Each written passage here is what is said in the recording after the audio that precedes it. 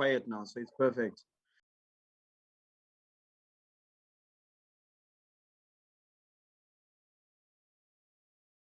Let me mute myself so that the NDPP can then speak. Yes, which the laptop should be using.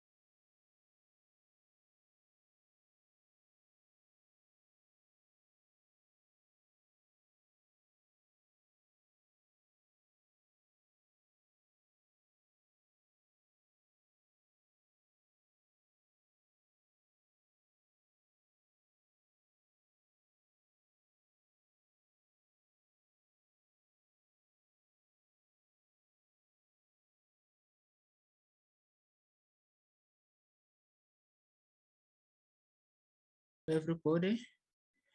Good morning to NDPP and to your team.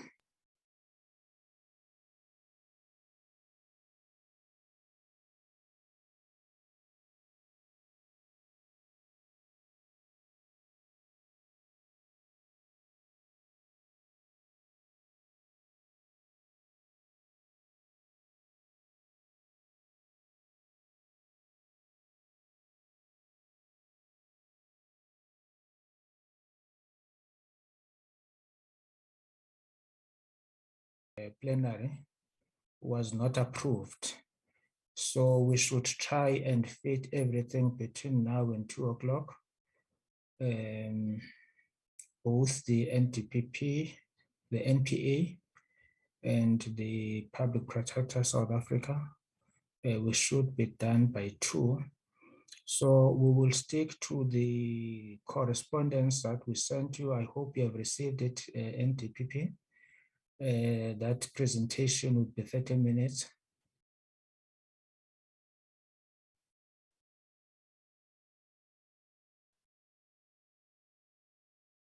Yes, Chair, thank you. We will stick to the 30 minutes. Thank you very much, NDPP. Once again, welcome. We don't want to eat into your time. We will take this opportunity to hand over to you to brief us on your budget and your APPs for 2022-2023. Over to you, NDPP. Thank you very much. Good morning, Honorable Chair and Honorable members. Today we present to you our 2022-2023 annual performance plan.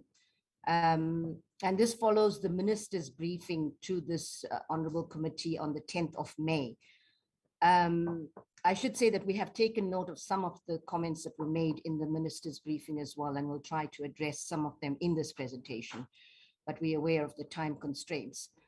Honorable Chair, honorable members, the NPA, as we all know and we appreciate and recognize, plays a key role in upholding the rule of law in South Africa.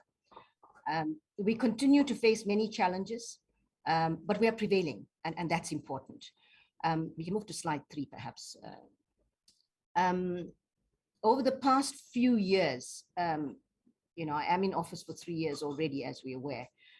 We have really dedicated our efforts to ensure that we build a solid NPA that is fit for purpose. And these are just a few introductory words that will actually contextualize our plan moving forward, our APP. And so, you know, we have worked tirelessly, and we are working tirelessly to ensure that we do hold people accountable for a whole range of crimes in this country, but in particular at this point in time for state capture. We are determined to bring to book and to hold to account those who continue to flout the rule of law and to undermine the rule of law. As we've previously said, the rule of law might be battered, but it is far from being defeated. And we will ensure, do whatever we can to ensure that it is not defeated. We're currently in the midway of implementing our 5-year strategic plan.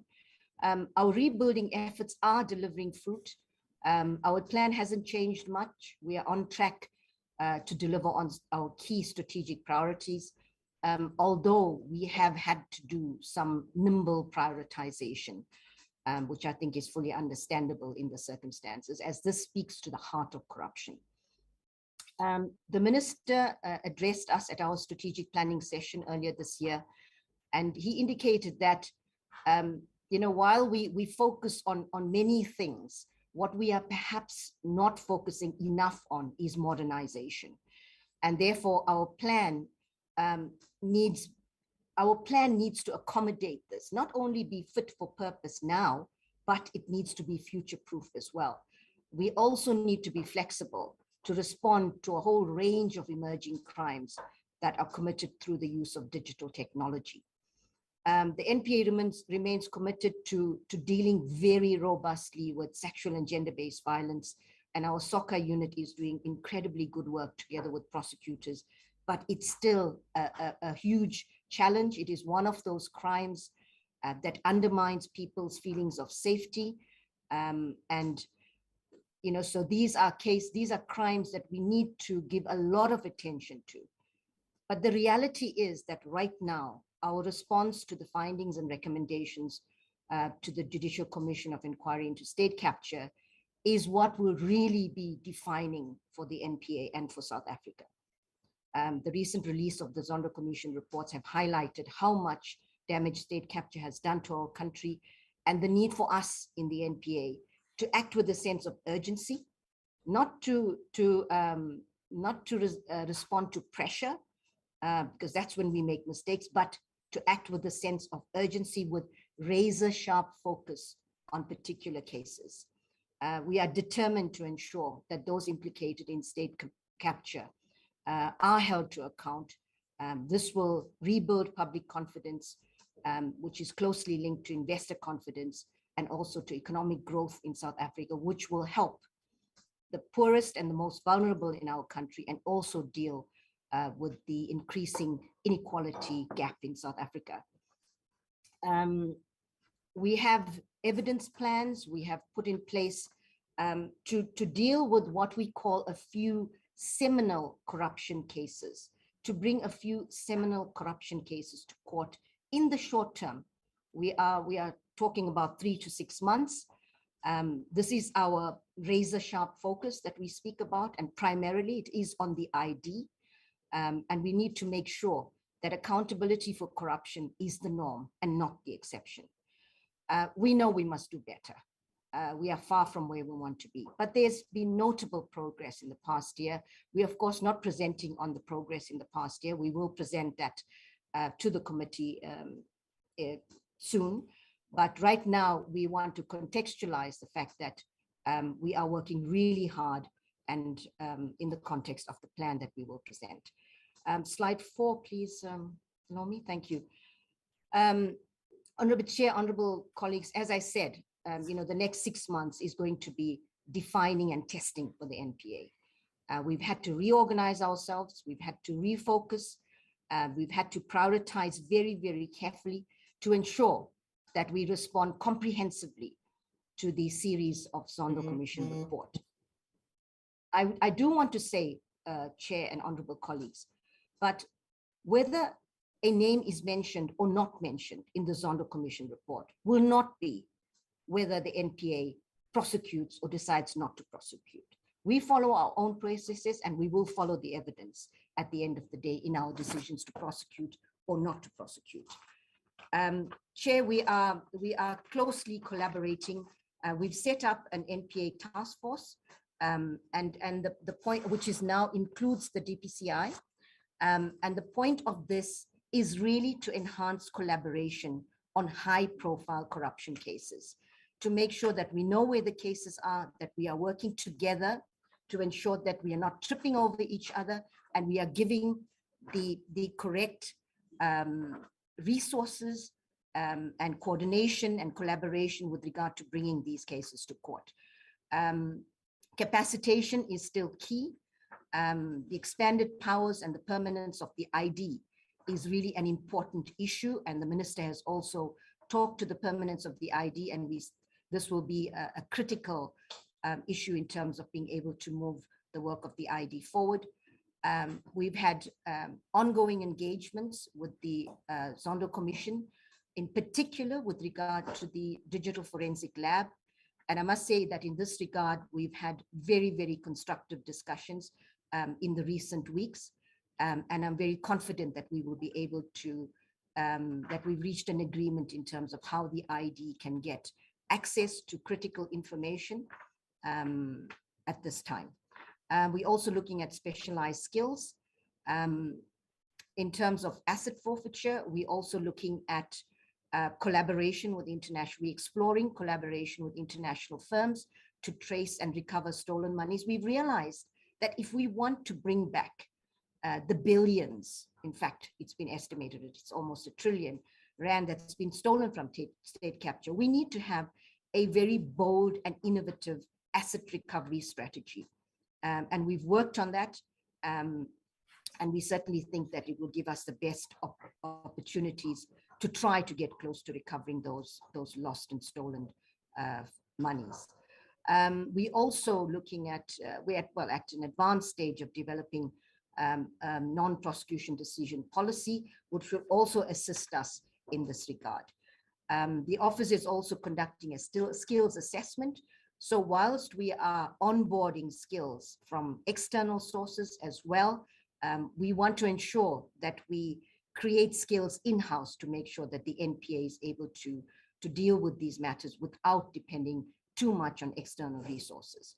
Next slide, please.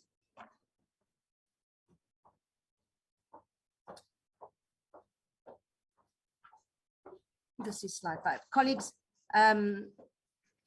we've said that, we've committed to the portfolio committee that we will have a smooth transition with regard to the ID leadership. And indeed, the transition has been seamless.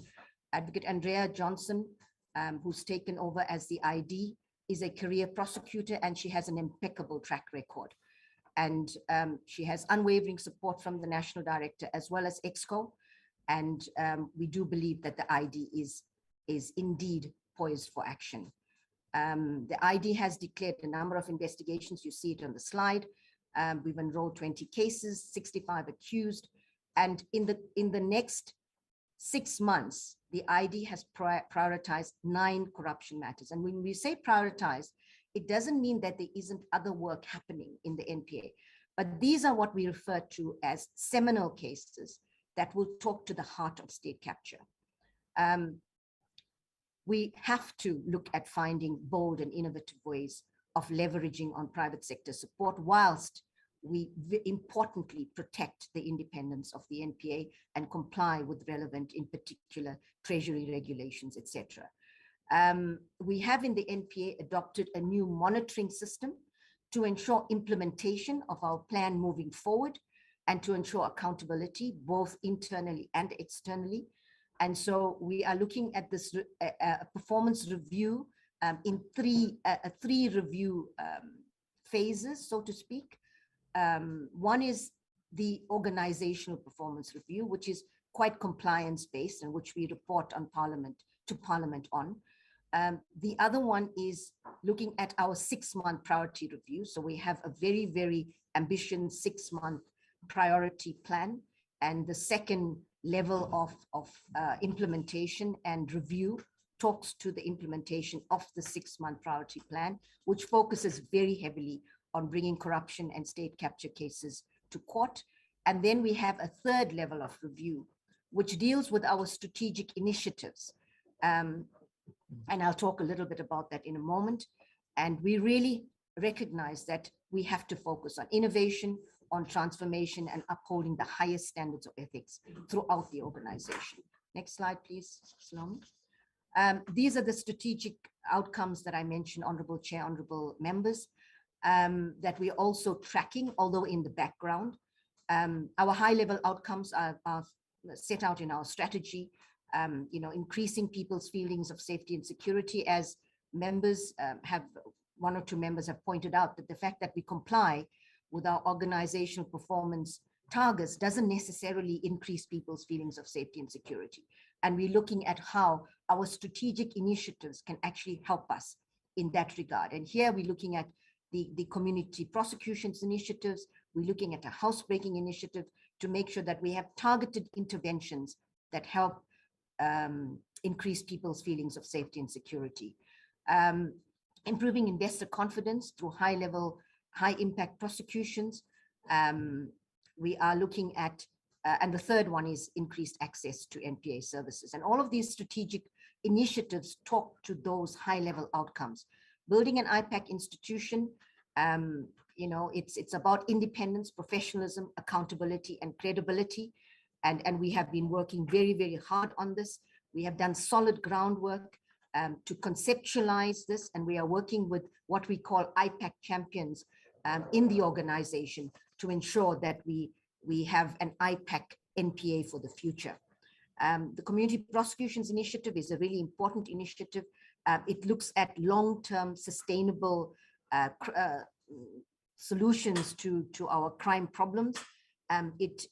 We have 22 community prosecution sites that have been established, and we're working with communities as well as with a number of key partners, in particular communities, to address social irritants. For example, well, I wouldn't call this a social irritant, but one of social irritants like maybe stop theft. Well, even that's not it's a really serious crime, but also like bullying in school.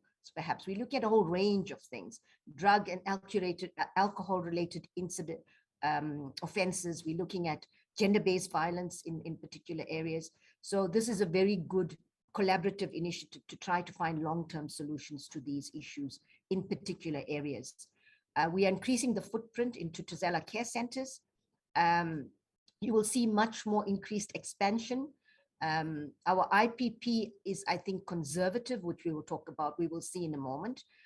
We are hoping that together with the work that the soccer unit is doing with private partners, that we will be able to ensure the creation of even more Tutuzela care centers in the future. I talked about the non-prosecution decision policy. I won't, in the interest of time, go through that. The Office of Ethics and Accountability, we've also talked about that in this to this committee, and we are certainly moving with setting up that office. We've sent the regulations to the minister, and we hope that with those will be promulgated soon. NPA independence, there's a whole range of issues that relate to this. We are grateful to civil society and academia in this regard, and we continue to have discussions for an independent prosecution service in South Africa, a truly independent prosecution service. Our Office of Innovation and Policy, the Innovation and Policy Support Office, has defined a number of really interesting and cutting-edge solutions, solutions-based projects to drive innovation across the organization.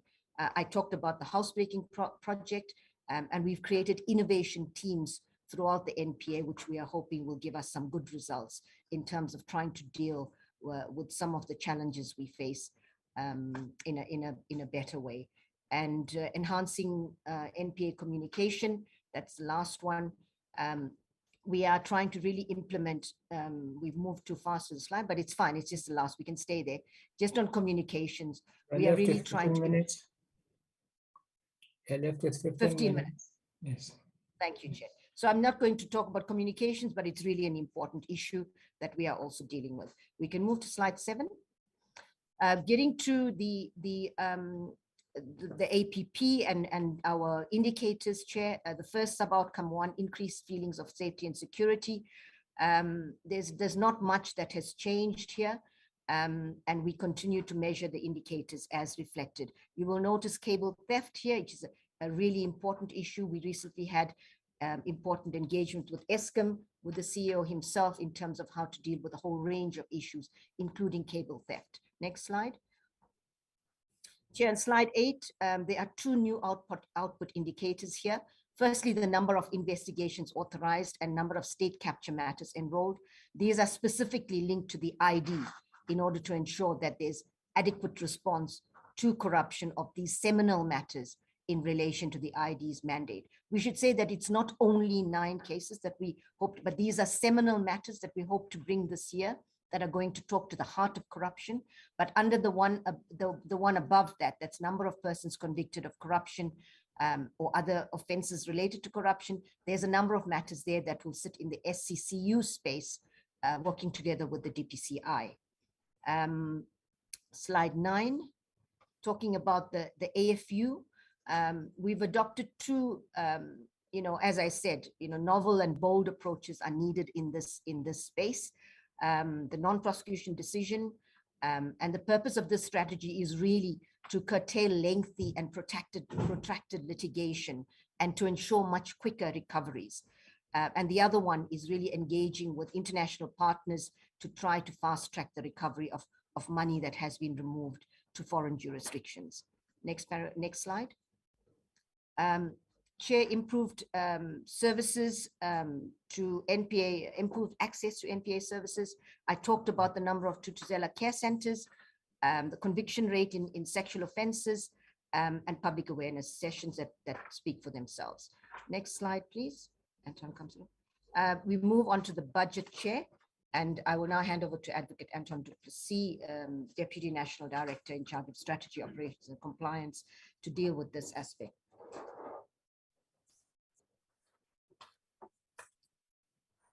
Good morning, Chair and honourable members.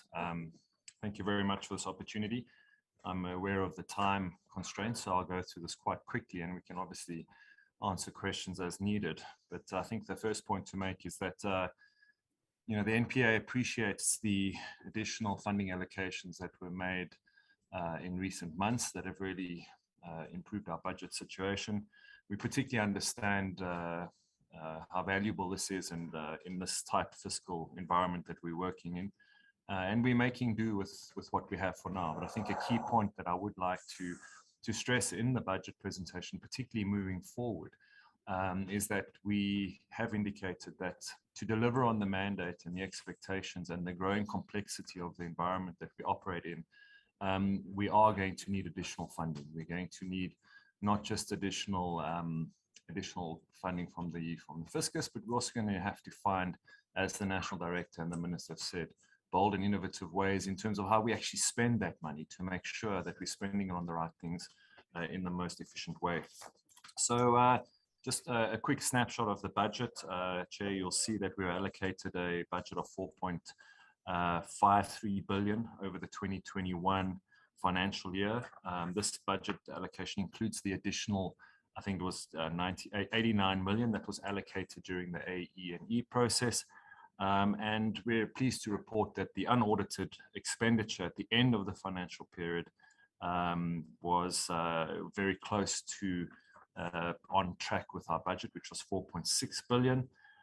The slight over expenditure was related to goods and services, but the Department of Justice has environmented an additional amount of 90 million that was given to the NPA to cover those things. It's mainly library subscriptions and witness fees, etc. And once we'd got that amount, the NPA had spent 101% of its budget before the environment, and just about 13 million underspent after the environment, but that's in relation to license fees that are being paid, that are going to be paid soon. So we've asked for a rollover that amount. So I think the good news is that we were pretty much on track with spending 100% of our budget within the time period. Next slide, please. You will see the additional allocation that we've been very appreciative of over the MTF, A&E and MTF processes, was that we got an additional 1.1 billion over the MTF period. And this funding was very specifically linked to the prioritization process that the NDPP has spoken about, very specifically focusing on the capacitation of the investigative directorate and the skills needed to be able to deal with complex crime. It also has been allocated to boost the capacity of our witness protection program, which retains 100% compliance in terms of its deliverables. And this has really helped us with a significant amount of the priority expenditure that was needed. Next slide, please. You'll see that we've just, on this slide, just broken down the additional allocation on what we're going to be spending it on. You'll see in terms of the aspirant prosecutors, we're still on track to bring in 700 additional aspirant prosecutors. We've spoken about the asset forfeiture and the senior advocates there. And you'll see, importantly, 91 investigators and prosecutors into the ID. And then, of course, we've tied the additional capacity that we've brought into the goods and services budget in relation to that. So that's basically an overview of how we've allocated the additional money that was spent. What is important there is, again, to see the increase in the witness protection expenditure for the coming 3 years, which of course does tie to the nature of the cases we're dealing with and the increased focus that the NPA is placing on witness protection. And then you'll also see quite a focus on technology, and that's in line with the priority around sort of the modernization of the criminal justice system and the NPA. So next slide. These are just two slides that give a summary of the growth per economic classification. I won't go into details, Chair, but I think what is important to note is that over the coming 3 years, or the medium-term estimates, we are looking at a budget growth, even with the additional amounts, of just under 4%. So even although we do see the increase in our budget, once you take inflation into account, as we've said to previous sittings, that it's actually not a significant increase after inflation, which sits, I think, at higher than 3.9%. So that's just important to bear in mind as we consider the implications of our budget increases over the coming period. Next slide, please. You can go to the next one. So this is really the key slide, I think, for us moving forward as a forward-looking process, where we've said that we've spoken about issues around expansion of the ID. We've spoken about the permanence of it. We've spoken quite a lot recently and in the media and to this committee about the importance of the expansion and the strengthening of the legal framework within which the ID and the AFU in particular operate. So what we've done is we've we have indicated to the National Treasury through our Minister that for the next period, we would be looking at an additional amount that would be required. And the NDPP has spoken about a fit for purpose and future-proof NPA. This amounts to approximately 715 million per year over the next MTF period. And we can speak about it in question time if you like, but this is really about focusing on the specialization that's needed, the additional capacity in the context of growing complexity of corruption, organized crime, and crimes particularly committed within the digital environment. So you'll see there's quite a lot of money allocated in this request, wish list request, if you'd like, to additional capacity, but also to the modernization of the NPA, to the capacitation of the Investigative Directorate and the specialized aspects of our National Prosecution Service dealing with these crimes.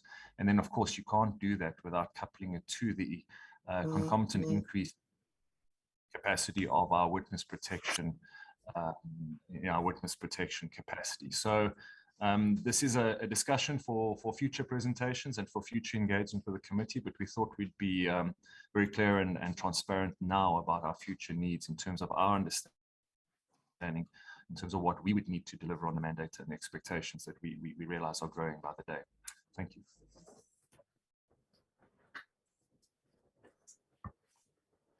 Thank you, Anton.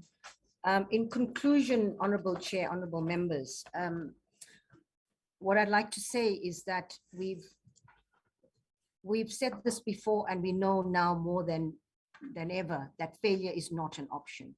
The consequences for our country are too terrible to contemplate. And so after 3 years of really working hard at rebuilding, laying a foundation of a very fractured NPA, we can say now with confidence that, that I wouldn't say the time of action have arrived, because a lot of good work has happened, but the time for action with regard to certain seminal cases that have been very challenging in terms of investigations has come. And, we're ready to rebuild the rule of law in our country, because we know how important that is in terms of the future of our country. Our hard work, we worked really hard over the past 12 months. It is paying off. You can see it internally. Our actions are starting to speak for themselves. It is so that the ubiquitous taps of corruption are being turned off. And it is so that no one controls the NPA. And we know that the long arm of justice, sometimes a bit too long, but it will catch up. And we've been doing we're not where we want to be. We acknowledge and we accept that. But we are doing some really good work. And I think when we hear the narrative that the NPA is doing nothing, that is not really helpful. It doesn't help the rule of law. It doesn't help to build the rule of law in this country. It does not help to build confidence in this country. And I mean, because we are looking forward and not backward when we do presentation, and if we ask, we have got facts and figures on some really good work that is happening in various parts of the country.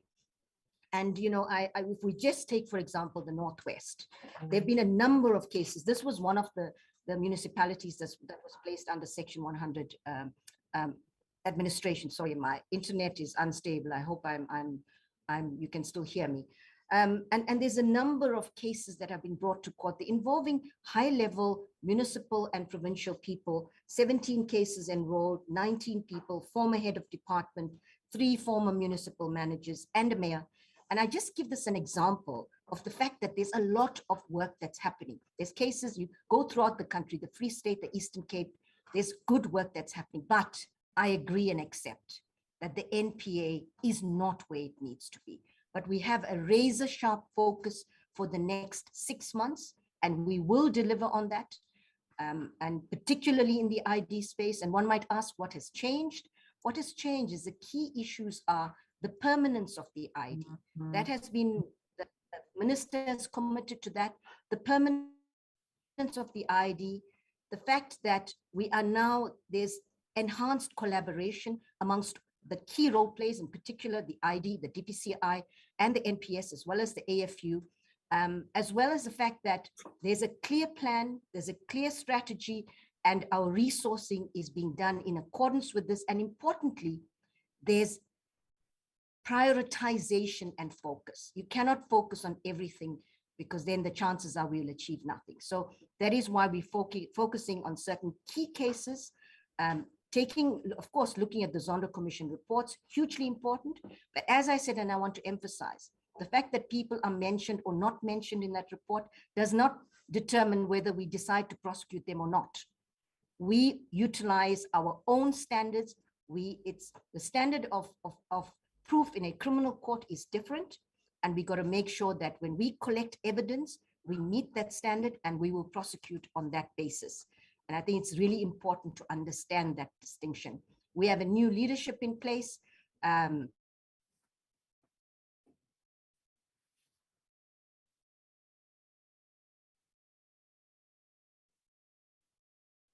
With advocates permanently, have a number of DPPs and a significant number of women in senior positions have been appointed in the NPA. And I think that should be enough to say that we are definitely going to make a difference in the coming year at least. Honorable Chair, honorable members, we're thankful for the budget growth, but Advocate du Plessis has indicated what the projections are. We have a good 5-year strategy. Our APP will provide guidance, and we just need to make sure that we stay on course, and we are committed to do that. Thank you very much, Honorable Chair, honorable members. Thank you very much, NDPP. Right on time. Right on time. Thank you very much. It was just 3 seconds less. So it's like your last budget, the one that you spent. Members? Can I take the 3 seconds now, Chair? It has been waived already when you said thank you. Thank you very much. I have the following members: Honorable Glenys Breitenbach, Honorable Werner Horn, in that order.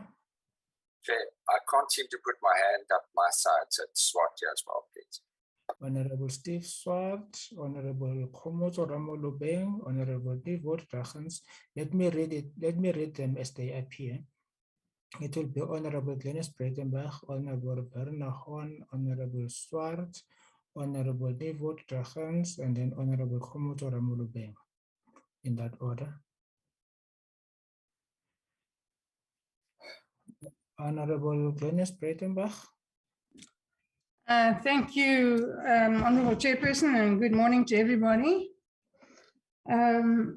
May I start off by saying, Honorable Chairperson, that the NPA has had some successes in the past few months. They are encouraging. They're not big. Let there be no mistake about that.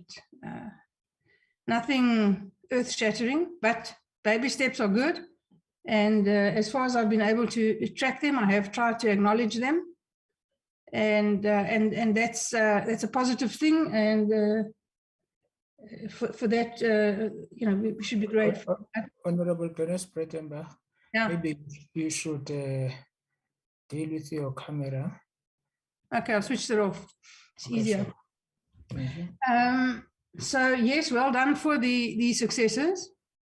But I think that everybody will acknowledge that they're not earth-shattering.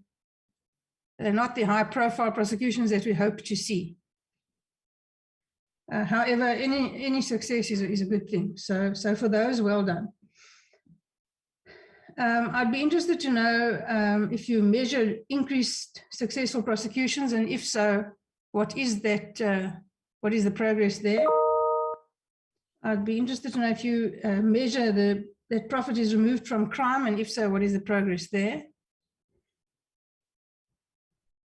And I'd be interested to know how you measure vulnerable and intimidated witnesses being successfully protected, and what is the setup and the plan at the Witness Protection Unit? And if that's a very long answer, you don't have to give it today. I'd be happy to receive it in writing, but then I do expect to receive it in writing and not on the never, never. I'd like to know You mentioned that you need to improve cyber forensic skills amongst prosecutors and the ability to prosecute in the cyberspace. Well, what is being done precisely to do that? In my experience, the National Prosecuting Authority has always been 10 steps behind criminal networks as far as access to technology is concerned. I don't think anything has changed. What are we doing to address that problem?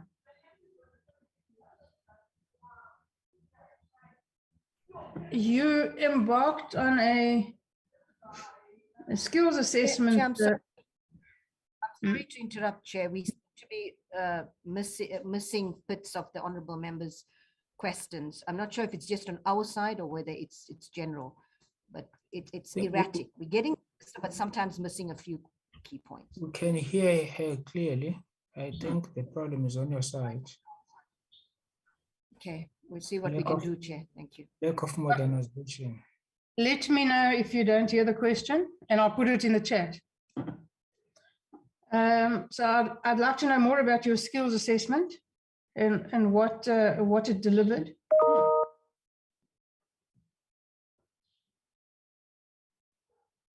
Proceed, Honorable Member. You're saying that the ID has prioritized 9 corruption matters. Well, and that we should watch the space for the next 6 months. I don't expect you to tell us on this platform which 9 they are, but you'll agree with me that there are many, many, many more than 9 matters that require prioritization. And what is the plan to deal with, and those aren't my dogs making a noise, my neighbor's dogs, so there's nothing I can do. What are your plans to deal with the other 1,999,999 that are not being prioritized right now?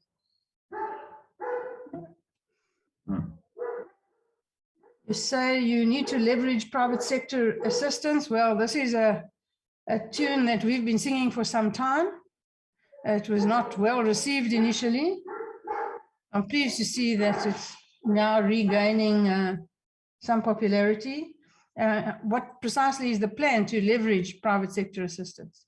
I'm very aware of the fact that there's a lot of goodwill out there in the private sector requiring no quid pro quo. And it's not only financial, it's also skills, it's also infrastructure. And I would like to know how you plan to leverage all of that goodwill that definitely exists out there. It's all very well to upskill the prosecutors. And it's all very well to offer training for prosecutors. I'm not sure precisely how far that training has progressed. I don't know if Justice College still exists, and if it does, what it does. But let's assume that you are upskilling prosecutors, and let's assume that training is available in whatever form for prosecutors. It's absolutely no good if you don't have the police with you. So are you in conversation with the police about improving the skills of the police force, and particularly the detectives? Because in their wisdom, the police closed down the detective academy. They closed down the commercial crime academy and assumed that people were born policemen and could arrive at work and just become detectives, which of course is utter nonsense. And prosecutors are not detectives, and they're not investigators. So what is being done to ensure that what the police deliver to the National Prosecuting Authority is a quality product? Because if it isn't, then it's very difficult for you to do your job. Specialist prosecutors may well be able to assist their investigators with investigations by giving direction and instruction. But the poor prosecutor in the regional court or the district court doesn't have that luxury. So what is being done to help those prosecutors get decent dockets to prosecute? I happened to be in Simonstown the other day, and I visited one of the district court prosecutors, lovely fellow, totally overwhelmed. Completely overwhelmed, A, with work, and B, with lack of support. I have taken up with the DPP, and she has been very responsive, so I'm not complaining. I'm just saying, if that prosecutor in Simonstown is in that position, there must be hundreds of prosecutors across the country in the same position. And so what is being done to ensure that the police actually up their game? Because without them, the NPA is rendered practically useless.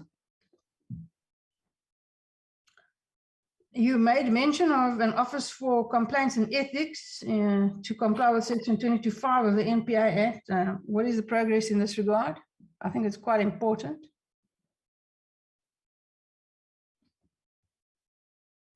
And then you're understandably quite strident about criticism. So you say it's not helpful when people say the NPA is doing nothing. Well, yes, sure, it's not helpful. It is the perception. It doesn't help the rule of law. Well, no, it doesn't help the rule of law, but it's not the general public's job to help the rule of law, and it's your job to deal with their perceptions. So if the perception of the general public is that the NPA isn't performing satisfactorily, then that is the thing that needs to be addressed. And of course, the way to address it is produce results. I've got no doubt that just one, very high profile, successfully prosecuted, big corruption matter will silence your critics overnight. So the answer to the complaints about criticism is produce results. You say there's talk about making the ID permanent. Well, that's great. I'm disappointed to see that Andrea is not on the meeting today. Is she on the meeting? Okay, tell her to switch on her camera so we can have a look at her. Most of us haven't seen her. She's in the boardroom and the camera is on me, but we'll do it later. Oh, okay. Well, Andrea, congratulations, Dux. I hope you do very, very well. She says thank you. Cool. Then the FATF has found that while South Africa has a solid legal framework to fight money laundering and terrorist financing, we're not actually terribly good at implementing that legal framework. Both of these are really important also for international perceptions. Terrorist financing is alive and well in South Africa, and I think we all know it. It's an insidious, dangerous way to spend your time. What is the National Prosecuting Authority and the rest of the legal framework that fights money laundering and terrorist financing doing to up their game? Our game for this far has been quite dismal. So I'd like to know if we're making any progress in that regard, or is any attention being paid to it? And then there's this issue of, yeah? Yes. I'm on my last question, Mr. Chair. Okay, because I was going to suggest maybe we will have a second round. If you are doing a last question, it's fine. Okay, it's last question. Then there's this issue that leaves me feeling a little uncomfortable, and this is directed at the NDPP particularly, about public money being spent, and then the NDPP saying that she doesn't want to discuss it on this platform or discuss it at all. It's public money, and the public is entitled to an explanation of what's done with it. And the latest incident that bothers me is the arrangement with one Mr. Knox Malele, who was in the midst of a disciplinary. Some agreement was reached with him. He's now left the employ of the NPA. A financial arrangement was made, and the details are the subject of a confidentiality clause. That's unacceptable in my view. I'd like an explanation for that. Thank you, Mr. Chair. Thank you very much, Honorable Werner Horn. Yeah, thank you, Chair. Good morning from my side. Thank you for the presentation. Chair, I'm also unfortunately constantly getting messages that my bandwidth is low. So with your permission, I will proceed to switch off my camera. No disrespect meant. Yes, Chair, a few matters from my side. In addition to what the Honourable Breitenbach has said, and referring back to slide 4, I feel it needs to be said that unfortunately, in respect of a few of the issues raised in slide 4 around a sharpening of focus, I think the time has now come for us to ask, given the fact that some of these issues has been the part of the focus of the NPA and the NDPP since she took office, we have to ask, but what if that was intended to be part of the focus up to now, what has the focus produced? So, for example, the whole issue around the skills assessment, the Honourable Breitenbach has referred to it, but I think in practical terms, we must ask whether it has been done and what it has revealed, and ultimately what has been done up to now to address any skills shortages within the ranks of the NPA. So, and while I am on that subject, Chair, maybe some feedback around critical vacancies. We see that at the AFU, which has been underperforming, and we appreciate the plans to address this. There's, as well as the sexual offences unit, there is very high vacancy rates. And then in addition to that, if one breaks it down, and I don't know whether this is related rather to the ID, amongst specifically advocates, crime investigators, and financial professionals, the vacancies rates seem to remain at 28%, 50%, and 25% respectively. And then if one contextualize that, Chair, further to the findings by the African Criminal Justice Reform Project of the Dullah Omar Institute at the University of the Western Cape, which have found that, and I quote them, drastic steps will have to be taken to prevent further resignations from the NPA. One also has to then turn back to the announcement by the NDPP when she took office about her project to ascertain the morale amongst the rank and file of the NPA and to address that. So, and ask, what has that project produced up to now? Then, Chair, a few other short pointed questions.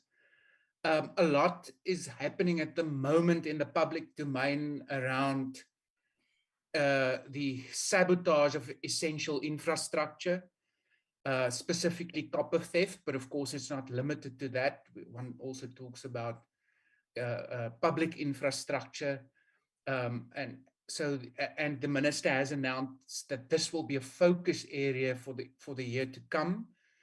So from the NPA side, whether they can bring us up to speed as to what they have done and what is the plan to assist that project. The NDPP has been fairly vocal and quite possibly rightfully so about the unfairness around the perceptions and the reporting on the so-called referrals from the SIU, and we know that a memorandum seemingly has been entered into.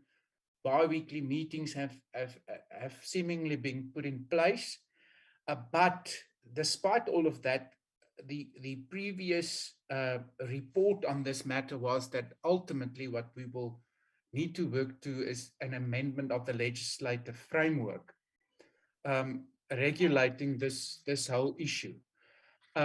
So, Chair, what I need to ask, and my apologies, it's not my phone ringing. What I need to ask is what progress, if any, have been achieved in respect of working with the legislative drafting unit to ultimately address that issue. Similarly, Chair, the intention to, in a prudent manner, making use of donations and also foreign donations. What is the progress, if any, around the development of that protocol? Then, and I'm getting to my 3 last points, Chair, the Honourable Breitenbach referred to the fact that internationally our legal framework around corruption and corruption-related matters seems to be solid. But yet we had the minister announcing in his briefing to this committee that there has been identified a need to amend, update, and strengthen the architecture around our anti-corruption legislative framework. Has the NPA been part of the process through which this this need has been identified, and if possible, specifically what is the weaknesses they've identified, and if at all possible, possibly an update as to their work with the department around the update around the whistleblower protection, specifically in respect of corruption cases.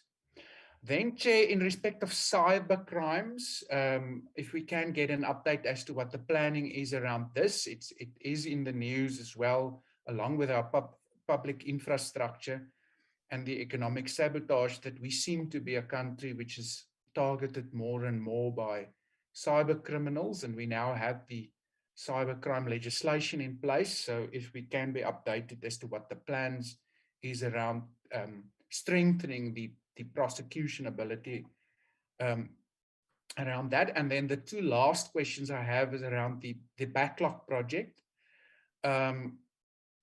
We are awaiting the finalization and the publication of this backlog project. Can the NPA inform us as to what progress, if any, has been made? And then, to be more pointed in this regard, Chair, it goes without saying that any backlog project will need to include longer court hours, and quite possibly, if one learns from the past, the involvement of all role players in an after hour and even over weekends. So have that been considered? What is the financial implications, and have that been factored into the current budget? And then lastly, and I know this is my repeat engagement with the NPA and the NDPP, once again, around the targets in the APP, I must say that the targets do not ultimately assist us to get a proper view around the number of cases enrolled. Finalization rates as percentages are ultimately can take us only so far. And there remains a worry that, yes, partly due to COVID, but of course, in addition to that, also because of policing issues and quite possibly lingering issues around capacity, be it human resource capacity or other capacity in the ranks of the NPA, that the number of cases enrolled is not sufficient to ultimately address our crime problem. So if I can get some comment around how the NPA will go about to ultimately also account on that specific issue in the absence of clear targets in the APP. Thank you, Chair. Thank you very much. Honorable Stephen Swart. Thank you, Chair. I also need to turn off my camera with your permission, just for connection. But may I also just first thank the NDPP and all the committed, hardworking staff members of the NPA who are working under very, very difficult conditions. And we are pleased that the budget has been improved to a certain degree, and we trust that this will assist in successful prosecutions. And there have been some wins, and we look forward to the next 3 to 6 months for very significant wins and, well, significant institutional prosecutions following from the Zondo Commission. But the preserving of the assets of the Optimum coal mine and regiment's capital running to some 3 billion is a good start, and we would like to see more advances in that area. I'd like to just ask specifically on the asset forfeiture unit that previously underperformed, and we see there is an improvement, but we don't see a significant increase in their budget. And can we get an idea, because obviously the asset forfeiture unit plays a very key role in, as I've indicated, in preserving assets. I'd like to hear the improvement, as I say, in that regard. Now, generally speaking, and I thank you, NDPP, for your emphasis on the need to address crime in general, corruption in general. And allied to this was a very interesting article in the Business Day yesterday, which I would like to just highlight an aspect of it because it relates exactly to what you were saying about the need not only for the rule of law, but also for investment to address issues of poverty and exclusion in our nation. And this article states that it's called Open the Economy to All or We Can Kiss Goodbye to Our Democracy. And it's a very severe article, and it highlights a certain number of issues which you have touched on. But it just says, for example, I quote, for those unable to compete in a modern economy or structurally locked out by joblessness, gangsterism is now the primary transmission belt to access resources through plainly illegal or violent means. And then it details certain issues which we don't necessarily need to go into in detail, but it generally gives you the idea of to what degree our rule of law is under threat. And it says, think of 1, taxi and trucker wars. 2, the construction mafia. 3, corrupt tenders. 4, criminal politicians. 5, the gold, coal, and diesel syndicates. 6, the copper mafia. 7, illegal mining. 8, the looting of state-owned enterprises. 9, crooked policemen. 10, the stripping of rail infrastructure, kickbacks, buying of votes in party contests, political killings, and it goes on, and highlighting the July insurrection, empowerment, gorging, degrading infrastructure, rotting hospitals, and failing municipalities. And I'm sure you agree that this presents a very, very poor picture of South Africa, particularly in a business day, which is an investment daily newspaper. So the question is, and I would appreciate it, almost seems overwhelming when you look at all these issues. How does one try targeting these different issues, understanding the need to deal with the Zondo Commission, understanding the need to deal with corruption, but there seems to be at every level degrees of illegality with limited police resources, limited investigations. How would you respond to something like this? Because the conclusion is this gangsterism is the fundamental reckoning for and a central and very real present threat to our whole democracy. So having said that, I appreciate the work that you are doing, but it's an enormous task that is facing the NDPP and the NPA in general, given the budgetary constraints. What I'd then like to ask you is about the Zondo Commission, is about the highlight that you have given an indication the next 6 months will be seminal. And what we have said in Parliament, right from Minister Pravin Gordhan, myself, I repeated this last week. Firstly, we must ensure that orange overalls are insured to all those implicated. In other words, they will be locked away. And I understand that takes time. But secondly, the bringing back of the billions and your estimate of 1.5 trillion. Now, in that regard, you refer to cooperation internationally. And I'm sure you will have sight of the financial flow of funds investigation, which is part of the Zondo Commission, which details how all this money was tracked. And there can be very easy cooperation internationally, where you could get ex parte orders in foreign courts in New York, particularly given that most of these transactions were done in US dollars, which gives certain courts, the US courts, jurisdiction as well. So I appreciate these are complex matters. They do take time, so I really understand that. But I would look forward to some more steps, even if one was to make use of tax avoidance schemes. Tax laws are very easy. And one thinks of the Al Capone, who couldn't be caught on organized crime, but was caught on tax laws. That having been said, I would then ask you to just update us a bit going forward on the progress with extradition and mutual assistance agreements, particularly with the United Arab Emirates, particularly relating to the Guptas. We understand this has been an ongoing issue for years and years, but we would like to know what progress is being made. And clearly, My questions, if you are unable to respond to it due to strategic reasons, just advise us in that regard. The next two brief issues have been touched on by my colleagues, and that is the issues relating to witness protection, which we notice that we note that there is an increased budget for that, and of course the review of whistleblower protection, such as the Protected Disclosures Act. If there's a need for you to look at that and to bring something to Parliament urgently, I'm sure the committee will support that. Any urgent reviews to ensure we cannot have whistleblowers being assassinated, as we saw in Gauteng, as we've been seeing. The next issue I'd like to touch on is the operation of the Fusion Center and how efficient it was when we had the PPE scandals. Now going forward, again, there's a lot of concern about the billions of rands that will be needed to rebuild KZN following the floods.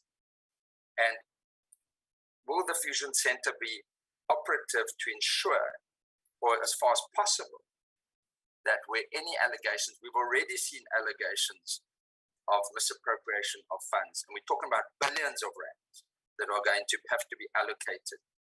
Will that be operative?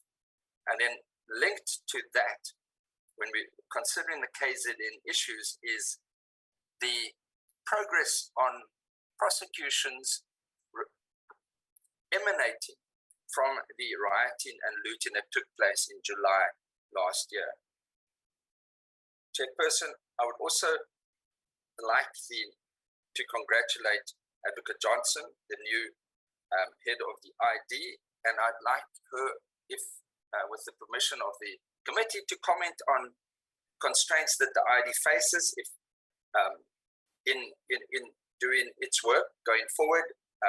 We welcome the fact that there is consideration for a permanence, given the fact that the lifespan of the ID, I think it's reached its halfway span, but maybe just some comments from her perspective in that regard.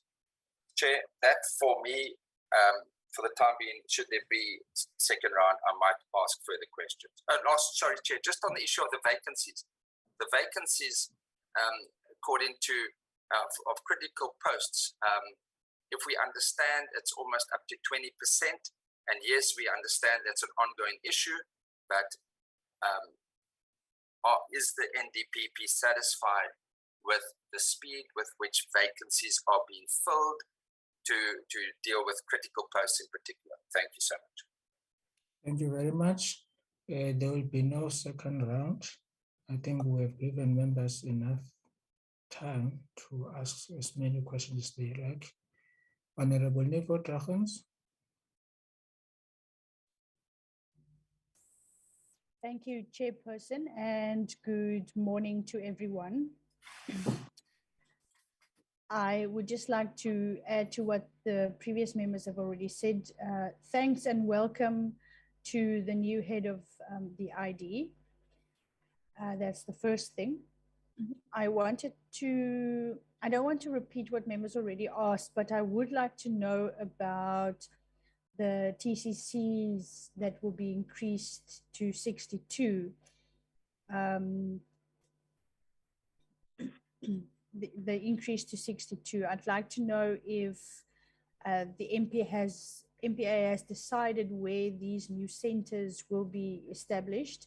And then also related to that, I see the sexual offences conviction rate has dropped from 75 to 70. I just wanted to know why has it dropped? What is the reasoning behind it? And if it's possible for the MPA to keep the rate up or even increase it. At the beginning of Ms. Batoi's presentation, at the beginning you mentioned house break-in project. Can you give us an update with regard to that?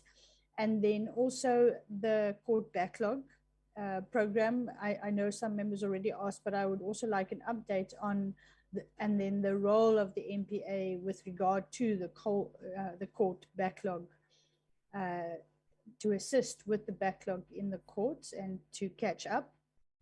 And also, yeah, it's very concerning with regards to the high vacancy rates. Members have already covered that, but I'd like to know the 700 aspirant prosecutors. Have they already been recruited, or is it still going to be, are they still going to be recruited in 22-23? Have they already been recruited and placed? And then I also want to know from the NPA how far their recruitment drive is on that to assist with the filling of vacancies. Then there was one more, sorry, Chair, just checking my papers. Oh, the impact of COVID on all of the work of the MPA thus far. Is it, you know, the last presentation you gave, you spoke about COVID, but has there been any additional impact on the work of the NPA? Thank you, Chair.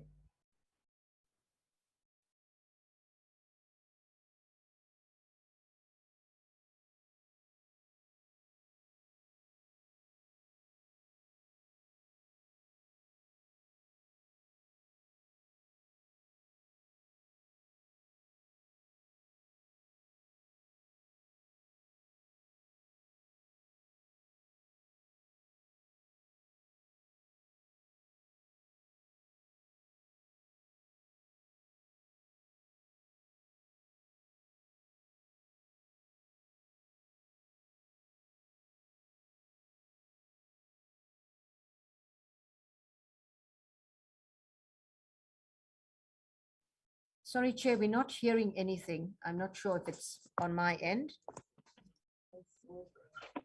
I also can't hear, Chair. I think the chair may be cut off.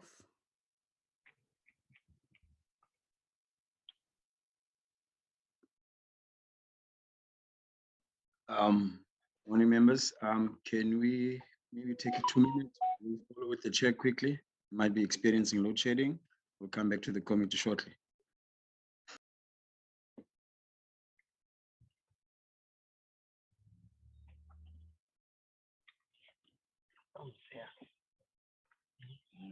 In control.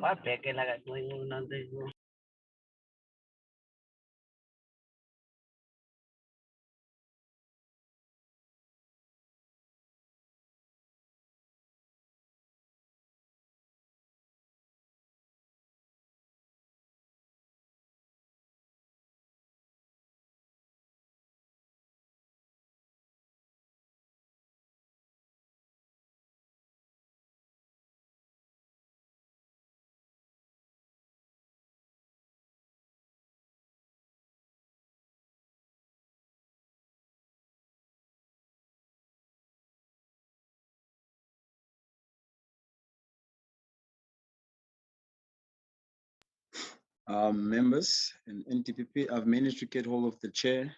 He's experiencing load shedding. He requests that maybe we take a 3 to 5 minute break until he reconnects. Thank you. He's trying to reconnect with other devices.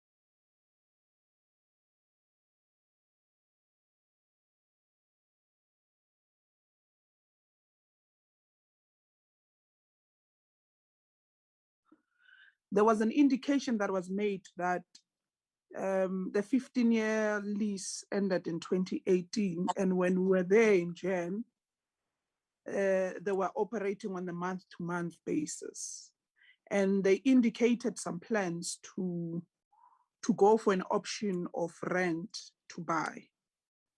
And I see on the report that says the lease has been extended to 5 years. What happened to these ideas to rent to buy? Hasn't there been a consultation with Public Works, or they were not part of that discussions?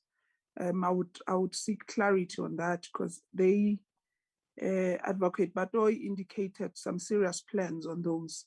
I'm just quite disappointed that they make indication that they were not part, or it seems as if they realize that now the lease has been extended outside their concerns. I would like clarity on that. And again, Chair, based on the oversight, which this was stressed more by Honorable Swart and Honorable Horn, they emphasized a lot on this matter with regards to the witness protection unit, and including the whistleblowers, especially whistleblowers that would not want to testify. Have they managed to amend the legislation that speaks to whistleblowers in this regard?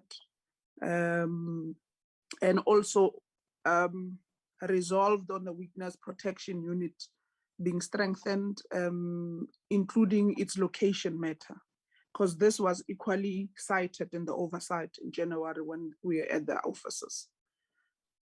There is a matter on the Optimum coal mine in Mpumalanga, where the mining community has shut down the mine, and it indicates, the mining community indicates or cites interferences from the NPA, especially on the sale matters, which would speak to the job creation in that area, which they are major concern on. Are these allegations true or tested? And what is the involvement of the NPA in this regard regarding the Optimum coal mine? I would like to get clarity on that, Chair. With regards to the consultation with the judiciary, with regards to the plan to establish special court roles and special courts to prosecute corruption cases, as stated by the President in the State of the Nation address. How far are these consultations with the judiciary? And are we ready as the NPA to start with prosecutions if these courts are being effected, Chair? I see a drop in the target of number of convictions for corruption cases or offenses related to corruption to 334, considering that 370 convictions were secured by the previous year. What are the reasons for this drastic drop, Chair? Why are these targets being dropped from 370 to 334? And the last part, which was made or was mainly indicated by Honorable Swart, I would also like an update with regards to the vacant posts, especially the critical ones. I would like an update on the recruitment drive to fill this vacant post, especially given the agency to implement the Zondo Commission recommendations, as stated. Is there any plans to fill this vacant post, bearing that it's only 20% and so forth? Chair, the last part, it's on the oversight we did now in March, which has left me a bit traumatized, especially with officers that NPA are using in courts, lower courts, and so forth.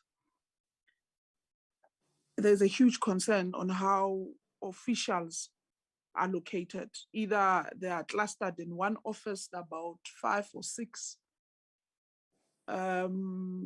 Outside one in Musina, which was terrible and horrible, including the Toyando one. do we have any plans to make sure that our officials and courts are well placed or get better, not necessarily better officers, but they are in a conducive area that you are able to work on them? That's one. And I'm saying this not being reliant mainly on courts to afford us officers. One, two, not also equally being reliant to public works, because I've learned that public works can be not necessarily trusted, but you can't put everything on their shoulders. You are bound to fail somewhere or the other. Are there any plans from the NPA to secure proper officers for their officials and courts? Whilst there might be in engagements with public works or courts for affordability, or not necessarily affordability, but for office space, so that they're equally being placed well. And this is mainly outside, they are reliant on public works and courts. As NPA alone, are there any plans on that? Thanks, Chair. Thank you very much, Honorable Engelberg. Thank you, Chair. I only have one question, so I'll be quick. It is about the occupation-specific dispensation. I would like to know what is the current position with regard to occupation-specific dispensation, and what is being done to address the huge salary gap between the various ranks, as well as the obvious morale deficit that it causes. Thank you. Thank you very much, Honorable Engelberg. Honorable Jaco. Thank you very much, Chair. I'm sorry, I have to put my video off. I think I just have it's a comment and a question, because I'm just worried that the National Prosecuting Authority has such a high mandate to deliver cases in a way that speaks volumes to, I think Honorable Swart spoke to the issue of high-level crimes, white-collar crimes, to show an example that, we can do the job that we are supposed to do as a prosecuting agency in the country. But what translates is that some cases are being dragged for years without any resolutions to them, especially crimes, white-collar crimes, especially financial crimes, especially crimes that affect a certain group of people in this country who seem to have power and money. And I want to know from Advocate Pato, does the NPA sit with each other on how often do they sit with themselves and discuss what are high priority cases that are at the forefront of South African minds that they can prosecute, and how far they go with those cases? Because it seems as if as politicians we lament on certain cases over and over again, because there doesn't seem to be a solution around them. And those cases are most always particularly targeted to a certain group of people with power, a certain skin color, and a certain amount of wealth. And that is the issue that we have as South Africans, is that what is the NPA doing? It seems like it's doing nothing. I know there's a lot of work being done behind closed doors. However, what is their strategy to turn around the cases that are at the backlog right now, at the forefront of South African minds, that they need resolutions to? I won't name cases right now. I just want to know, how often do they sit with each other and discuss what cases are at the forefront that they need to cover, to create an example that we cannot be having a state where it is easily captured in this country. Thank you, Chair. Thank you very much, Honorable Jaco. Now I've got some few questions also to ask to the NPA before you respond. There is a turnaround strategy that we were promised From the AFU, we would like to get the timelines of that turnaround strategy, whether it is completed, if not, by when it will be completed. And secondly, Advocate Bato, you have said to us the next 6 months is going to be, in fact, we are going to see a lot of some cases being registered or enrolled. I think it will be important for all of us to calculate the 6 months having the same understanding as to when does it start. So when is this 6 months starting, or has it started if you are calculating it as NPA? So I think you should give us an indication as to it starts when and it ends when, so that we can be able to monitor it. And then there was a question asked by Honorable Breitenbach arising from FATF. I would just ask it from a different angle. FATF places, says that AFU, Asset Forfeiture Unit, places emphasis on its civil forfeiture powers under POCA, but less is placed on criminal confiscation of property of equivalent value. If we can have your comment and to say, if the statement is correct, what are you going to do, or what are you doing to ensure that also criminal confiscation are focused upon in the same way as we are focusing on civil forfeiture? And there is, from the Zondo report, it says there's only one prosecution which was brought under the PRECA Act. Are there problems with legislations? If there are problems with the legislation, are there any planned amendments that you would like us to look at before our term comes to an office? If there are no problems with the legislation, why, after so many years after the PRECA Act was passed, are we only having one prosecution under the Act?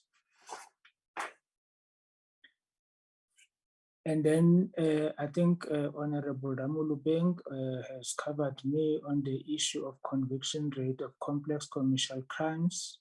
No, it is on conviction rate on offenses related to corruption, the drop. Also the conviction rate in relation to complex commercial crime. In 2021-2022, you registered 93%. But you are saying for 2022-2023, it will be 90%. Can you explain the 3% drop in terms of your targets for this 22-23? And then also, I am concerned that in some instances you have static targets. For instance, value of completed forfeiture cases. You 2021-2022 is 550 million. 2022-2023 is 550 million. So you seem to be a static kind of a target. And that is inconsistent with what you have said in DPP, that you would want to put a dent and to ensure that money is recovered. So if we are targeting, for instance, the issue of the value of freezing orders obtained for corruption or related offenses, 2021-22 is 2.4 billion, 2022-2023 is 2.4 billion. But we are saying that the estimated value looted through corruption is nearly 1.5 trillion. So these 2.4 and 550 million are just not doing any dent into what has been looted out of our country. And still on conviction rate on sexual offenses, you have a static target. 2021 to 70%, 2022-23 70%, 2024 70%. That can't be a pleasing a picture. We would like to your APPs to respond to the challenges that are facing our country. They can't be static. And I think it would be important that next time, even when you report in October, the issue raised by Honorable Swart, I think is a correct one. These percentages, I think beneath or below them, you should say in bracket, this is the number, so that we can know that for 70% of 200 and 70% of 20,000, it's not the same. So it's important for us to know the number. Also, I think it's Honorable Swart. I think it would be important that to know the reasons why the AFU, despite the fact that it is tasked with such complex issues, that it has received the least budget increase, which is 8%, compared to other divisions within NPA. Over to you. But maybe because there were many questions that were asked, maybe what we can do now is to take a 10 minutes break so that you can be able to have a caucus amongst yourselves as to who's going to answer what. And then we come back at 22. But before we take the comfort break, can we have Advocate Johnson beaming her picture so that we can see her? Honorable Chair, members, Advocate Johnson will certainly give a few minutes towards the end, just before we close. So she will introduce herself and you will certainly see her, and she will also say a few lines. If that's okay, Chair, is that in order? Oh, that's and if fine. we take the company, she will definitely address the. Thank you, Chair. Let's come back at 22:11. Thank you, Chair. Thank you.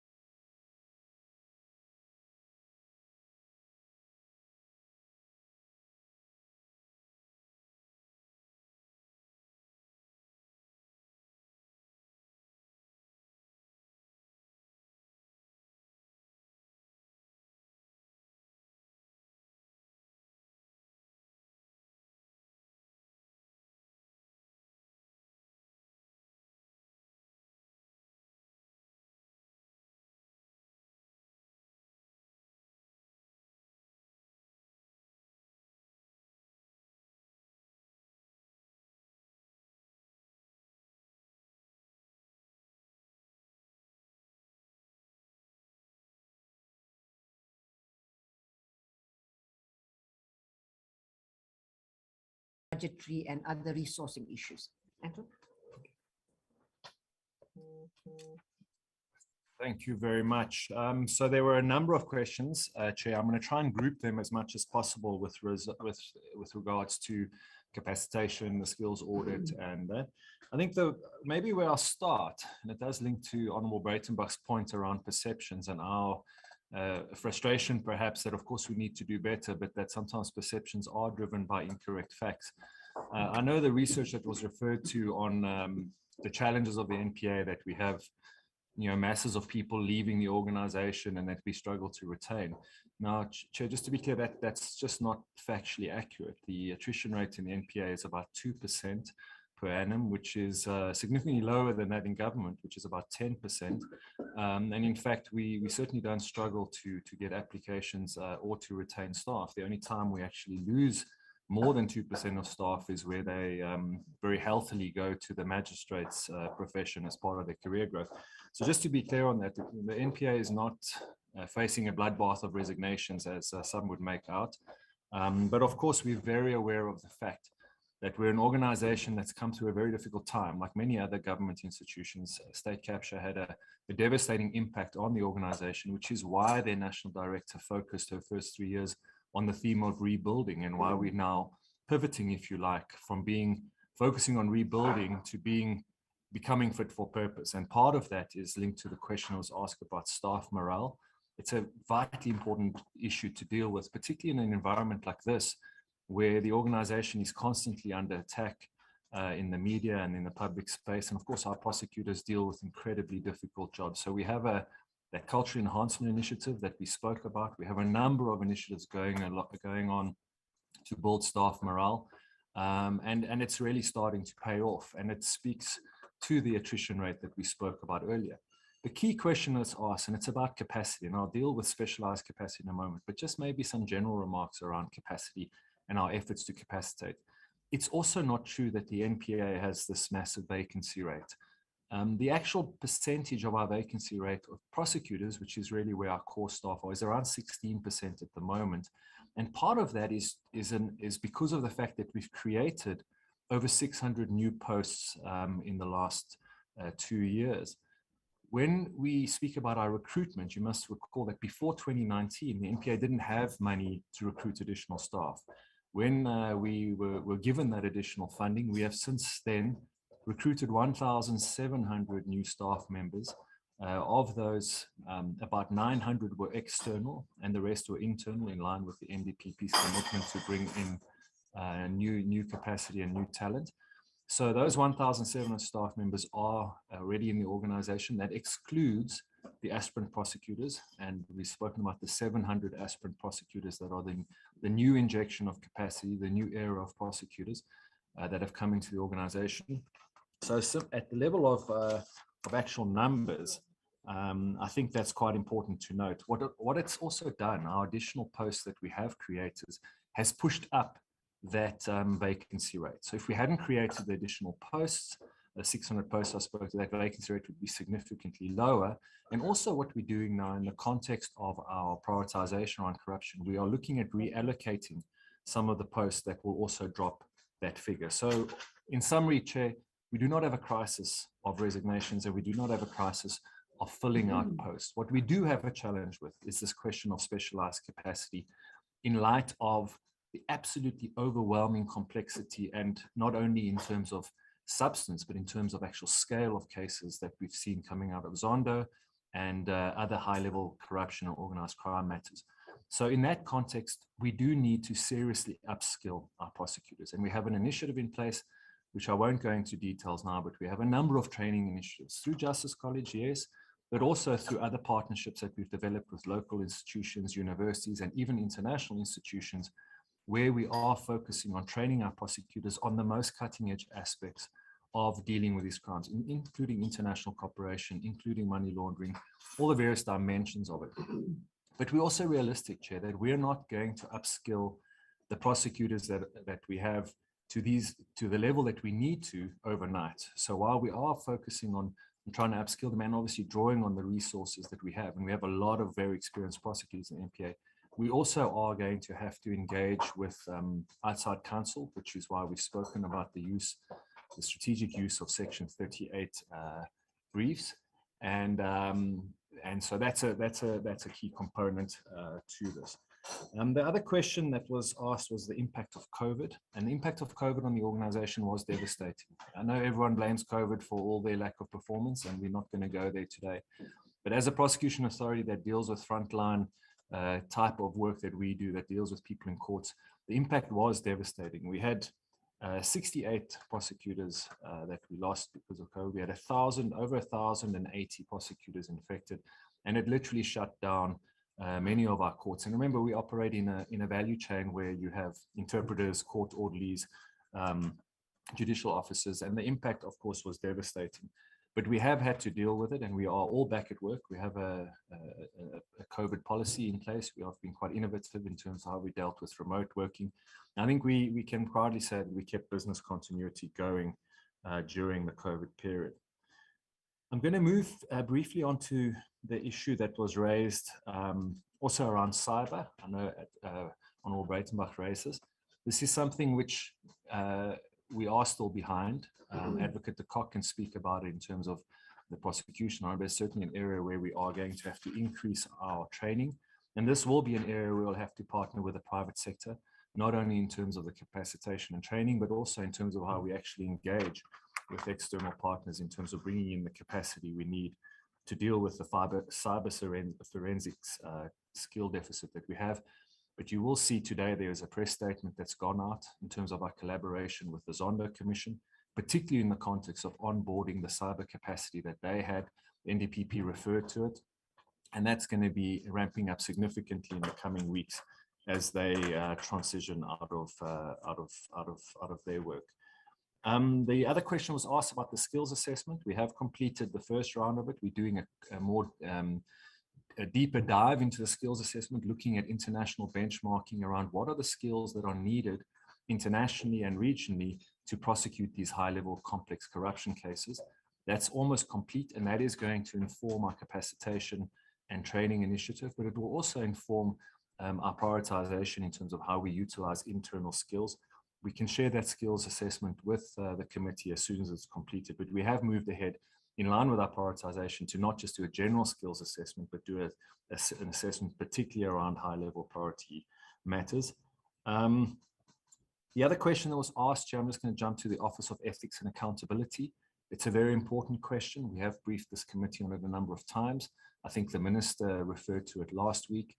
This is an important initiative to ensure that we deliver on our IPAC values, particularly around our credibility, and we have set up the terms of reference. We've been partnering with the Department of Justice and National Treasury, the committee's actually met twice, and we've got clear guidance now from the National Treasury in terms of how to engage with donations, either from foreign governments or from the private sector, so that it in no ways interferes on the independence or the functioning of the NPA. And as you've heard in previous presentations, all money that comes in to the NPA will go through National Treasury, through the RDP fund, and will be managed through that process. And any in-kind contribution, and we're very aware of the perceptions and the actual risks in terms of impacting on our independence, will be managed through National Treasury prescripts, closely with National Treasury and with the support of the Donor Oversight Committee. Sorry, I mentioned another initiative. So the Donor Oversight Committee is the link to the external funding. The other thing that was raised, Chair, was the Office of Ethics and Accountability, which is more of an internal oversight mechanism, and the NDPP referred to the fact that the regulations are currently with the Minister. We're looking at the costing of that, and we've gone through all the internal processes, including with Labour, etc. So we are very well established, very well advanced in terms of the establishment of the Office of Ethics and Accountability, which we're hoping to get up and running as soon as those regulations have been signed by the Minister. Chair, I'm going to come to the issue of witness protection briefly. We stressed it a lot in terms of our priorities moving forward. And there is still the ongoing discussion about the location, whether it will be within the NPA. That is a discussion we're having with the DG of Justice and that decision has not been taken. But in the interim, we're making sure that the witness protection program is capacitated and is effectively run. The NPA is very proud of the way the witness protection unit has continued to have no witnesses killed or intimidated on the program. But we're also very aware of the need to expand our engagement with the broader discussion around whistleblower protection, and Advocate de Kock will speak about our engagement there, but it's certainly not something that we're leaving. And it's not enough to say that we only focus on witnesses and not whistleblowers. I want to come to we'll deal with the APP in a moment. The question of the occupational specific dispensation, that was a very important question that was asked by the Honourable Member, and what's been done about it, because we've briefed this committee on it before. The impact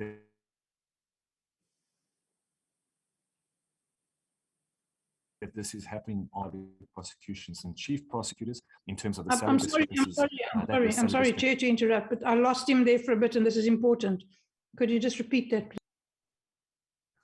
Okay, I can come back, Chair. So this vital issue of the salaries of the deputy directors of public prosecutions and the chief prosecutors, you know the history, I won't go into it, but it's a long-standing issue that involved litigation and various judgments of our appeal court.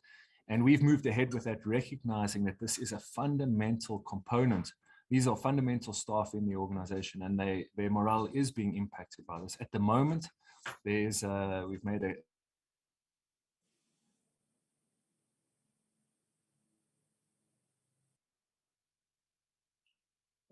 clear recommendation to the memo before we set up a we're hoping. Yes. There seems to be there seems to be a problem with the bandwidth. So maybe we'll switch off. Yes, I think if you can switch off, because is that, yeah, that's better. Can you repeat the last part? Yes, that's better. Okay. Okay, sorry about that. So yeah, we are moving ahead with the with an option around the salary dispensation, and currently the minister, as I said, is sitting with a recommendation that we've made. We're engaging closely with the affected colleagues. We've set up an internal team that's working with them, and we're hoping to get the minister's approval any day now, and then this issue will be dealt with once and for all. And we're very aware of the fact that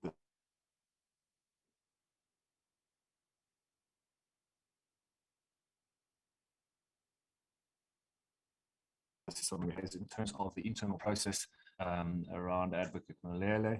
I know there was a lot of reporting about some sort of secret deal or handshake. That is not accurate. This was an internal process which was handled by an external counsel, and in fact the way in which it was handled ended up being the most effective for all parties involved. There was no payout or anything like that agreed to, and it was a very well documented internal disciplinary process, and we'd be happy to provide more information if required to Honourable Breitenbach on that in writing. But we, it's not that we don't want to discuss these matters in Parliament, but they are internal disciplinary matters. So it is difficult to go into more details in a public hearing like this. With that, Chair, I'm going to hand back to the National Director. Thank you, Chair. Advocate Rabaji Rastava will deal with questions relating to AFU. Just before Advocate Rastava, with respect to and the report defined to the committee as a whole, and the report with respect to the disciplinary hearing, can it be furnished to the committee as a whole? And committee, not yes, can we get it before the 15th of June? Yes, Chair. We will send you something. Thank you very much. Thank you very much, Chairperson, for the questions, and thank you for the opportunity. I will start with the question from Honourable Member Glenis Breitenbach. She asked the question, how do you measure taking profit? How do you measure taking profit out of crime. So it's a two-pronged question. She's basically saying, how do you measure success for your indicators? So let me start with that one. So you look at the value of the funds, the value of the assets seized and forfeited. So if the AFU seizes the full value of the proceeds, then in terms of the APP targets, we are successful in recovering the proceeds, right? So if I have to give an example, I'll refer you to the case of the asbestos case in the Free State, where we have got a confirmed restraint order of 255 million, which is the total amount that was paid for work not done. So in terms of the APP targets, we'll say 100% success. Now, the bigger question is, how does good look like? So for this country, when we say we brought back the stolen assets, the stolen money from our fiscus, and we're taking profit out of crime, what did good look like? For us, good would look, for us, it will speak to one of the outcomes of the NPA, which is increasing investor confidence in South Africa, right? So I was listening to the radio this morning, and South Africa is number 75 out of 84 countries. So I really take that seriously, just in terms of attracting investment. So good would look like when we've taken so much money of the trillion that the NDPP has referred to, we've taken it back and it's back with the fiscus. Then that will say we are successful in measuring the fact that we're taking profit out of crime, which is beyond the APP measures. Now, I'll try and lump together the questions. There was a question around the vacancy rate in AFU.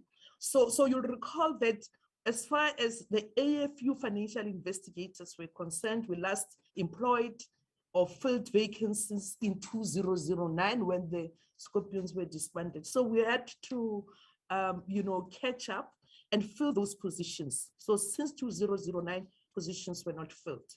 We've got 75 posts, but we had to fill up. But we also had to create more positions in enforcement. So we created 63 positions in total. So over and above, moving from almost 122 employees when I joined, we are today sitting at 217. That includes 15 contractors. So we filled, we created, and we are growing in the process. So there was an issue around the low budget of the AFU. As the NDPP outlined, we're busy finalizing what is called an NPA asset recovery strategy, which we're also going to submit to our minister. Now, with that, more and more posts will be created in the sense that we seek to almost dial up and really leapfrog and no longer do asset forfeiture unit the way we've done it the last 20 years. I think we've done extremely well in creating sound jurisprudence from more than the 700 cases that we have done. So now is to bring back those billions that has been stolen from our fiscus. So our strategy is simple and briefly, we want those billions that have left our shores. And there was a reference to how the Zondo report outlines how the flow of funds have left our country. And I mean, if you look at the 57 billion that was routed from Transnet, you'll see that it left South Africa, went to 3 countries. In those 3 countries, then it was transferred to 200 accounts. That's why we need a strategy then to work with law enforcement overseas. But over and above law enforcement overseas, we need to work with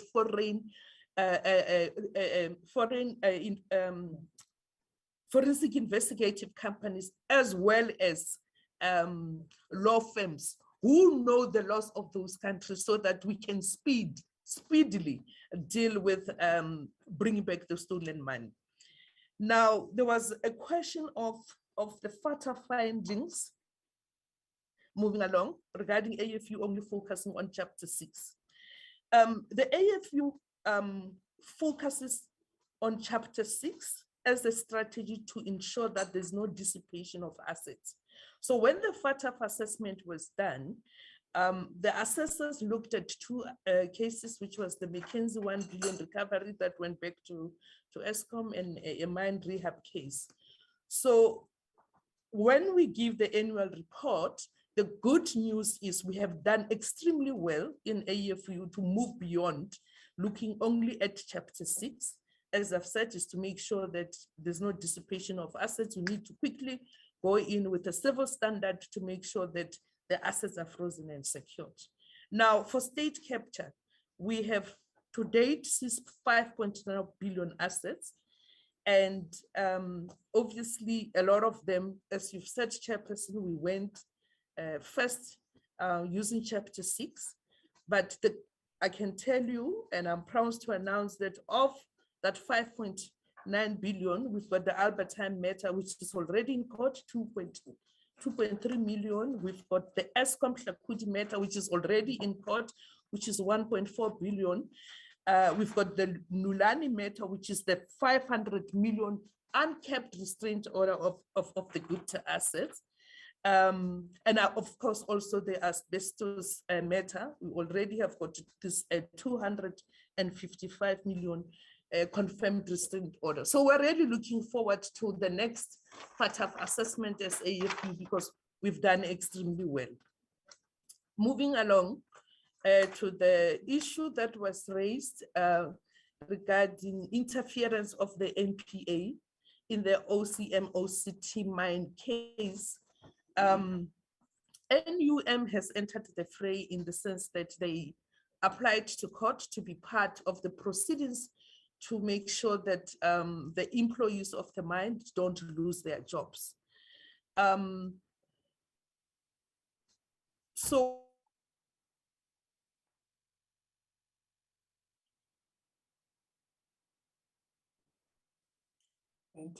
what is called a joint practice note, meaning we are on the same side to. Chair? Sorry, Chair, we didn't hear that. Yes, there's a problem with bandwidth. We can't hear Advocate Yoshibanti. Is it the whole, all the team, Chair, or is it just yourself? Sorry to ask, but we're not trying to figure out, is it on our side? It's on your side. None of us can hear. I'm really sorry about that. I'm not sure what we can do. Especially the issue relating to the Mpumalanga case, where there is an attack on NPA, if you can repeat that. Okay. Thank you, Chair. Sorry, if you could just maybe in the chat as well indicate where we are not able to hear us clearly. We'll repeat. Go ahead. Okay. Chairperson, the mining community from Steve Chwete, they came to our offices. I personally met with them and received the memorandum. I also met with NUM. I've also met with the employees. They all came to the NPA offices, right? And they gave us a memorandum outlining their concerns about job losses. So subsequently, what happened is NUM filed to court to enter the fray. They are part of the proceedings. And when the matter was heard in court on the 10th of March, NPA and NUM lawyers filed what we called a joint practice note, which basically we are on the same side to make sure that there are no job losses. So I think it would be useful maybe if we can give a written response, and maybe it's not a long document, show, submit the joint practice note that we filed to show that NUM representing certainly the workers, the employees, and NPA are trying to achieve the same objectives of making sure that the mine is not given to the Gupta allies for a rent, which is what we're fearing and what we're fighting, that the business rescue practitioners should not implement a business rescue plan that gives away the mine to the Gupta allies. So we want to make sure that this mine stays in South Africa. After forfeiture, obviously we're going to sell it to the highest bidder to make sure that people can get their jobs back, given that there are some people that are still employed and a lot of them have left their jobs. So I think we will then submit this document, which will outline the fact that we are on the same side with NUM, which entered the proceedings in court. Yes. Okay. Okay. Then, Chairperson, you've raised the fact that AFU was supposed to submit what is called a turnaround strategy or a turnaround plan. From our side, we wrote 100 pages document and we kept on cutting it short, thinking it's too long. But it was at the time when we're not achieving our targets, the MTF targets and the ENE targets for the 5-year plan. Now we have since, and it will become clear when we submit our annual report, that we now have particularly far exceeded our freezing and restraint orders, and that we have since made significant improvement to achieving the rest of the targets. So we can submit, when we submit the other documents, a turnaround strategy that will explain how we have managed to quickly turn around the situation. But linked to that, we're also doing what we call an asset recovery strategy, as I've explained. It's to dial up and bring back the billions that have left our country, and of course, even those that are still in the country.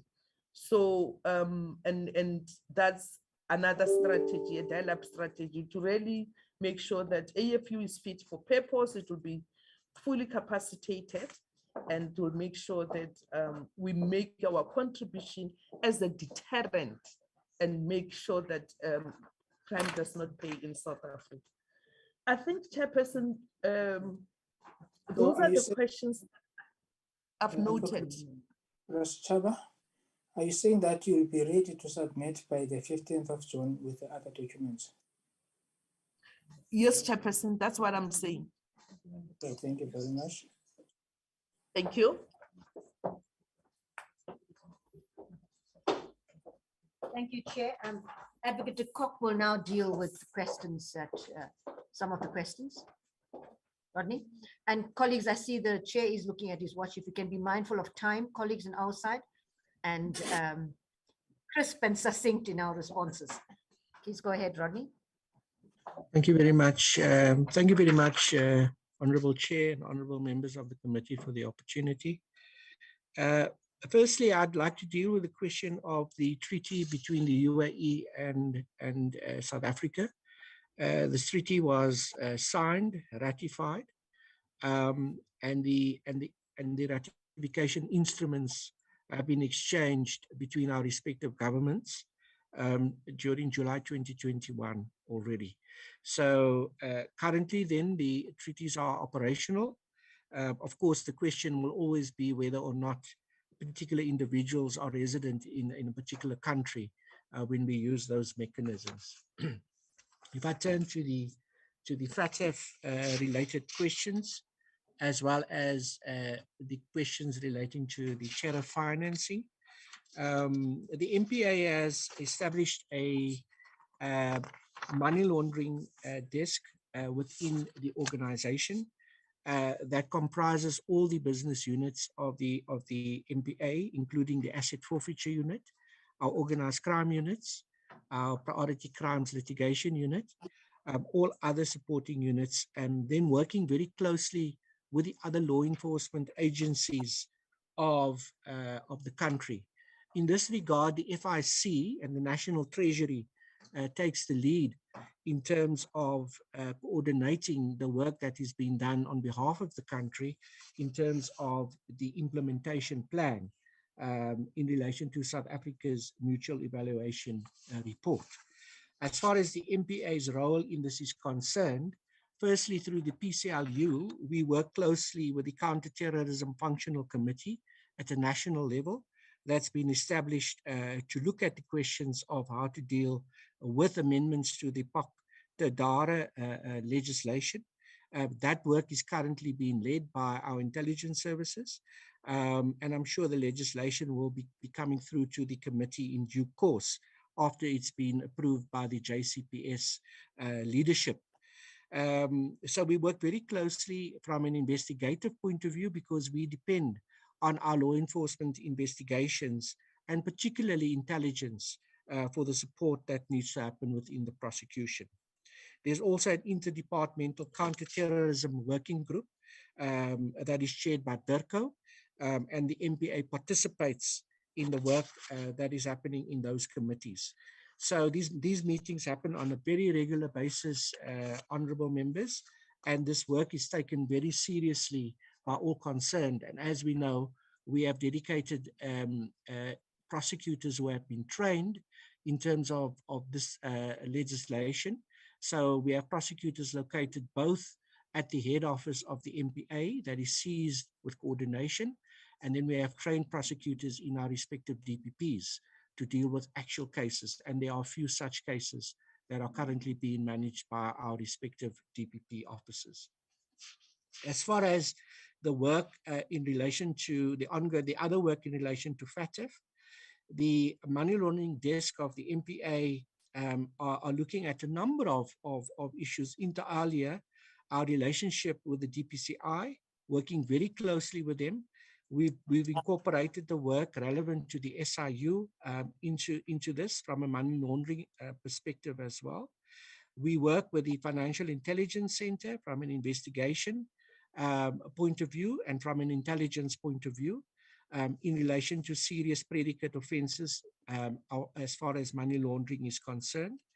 The MPA is also in this current financial year included in the prosecutor work plans going forward, all the obligations relating to the identification and the prosecution of money laundering cases. So this is an important development so that the prosecutors have to report in terms of any work that crosses their tables that's relevant to our obligations internationally. We provide guidance both from a prosecution and from an investigative point of view on third-party money laundering offenses, professional enablers, standalone money laundering networks, in terms of trying to advance the work that needs to be done in this space. We're also looking at capacitation. I think Advocate du Plessis has touched on this, but in particular, in the SCCU, our organized crime, the AFU, PCLU, and the ID, the filling of our vacant posts, contract posts. We have done quite a lot to ensure that contract posts are signed, and also the creation of new posts in relation to particularly the question of financial investigations, and to provide support to prosecutors in understanding the complex financial environment within which we have to operate. As far as working with the police is concerned, in terms of the joint training, this is also linked to our FATF obligations, and a lot of work has been done in this regard. Just to mention that this is ongoing, that we just in the last round of training, we have trained 929 prosecutors and investigators in a joint initiative with the police. This was done over 2 parts. And the second part of this training was in fact finalized within the last financial year at the end of March 2022. I will come to the question on more detailed training with the SAPs at a later stage. But just to say that as far as the obligations that we have in terms of FATF, we are working across government now with all the relevant departments, and we all are very alive to the fact that of the work that needs to be completed by the end of October, when the return of the experts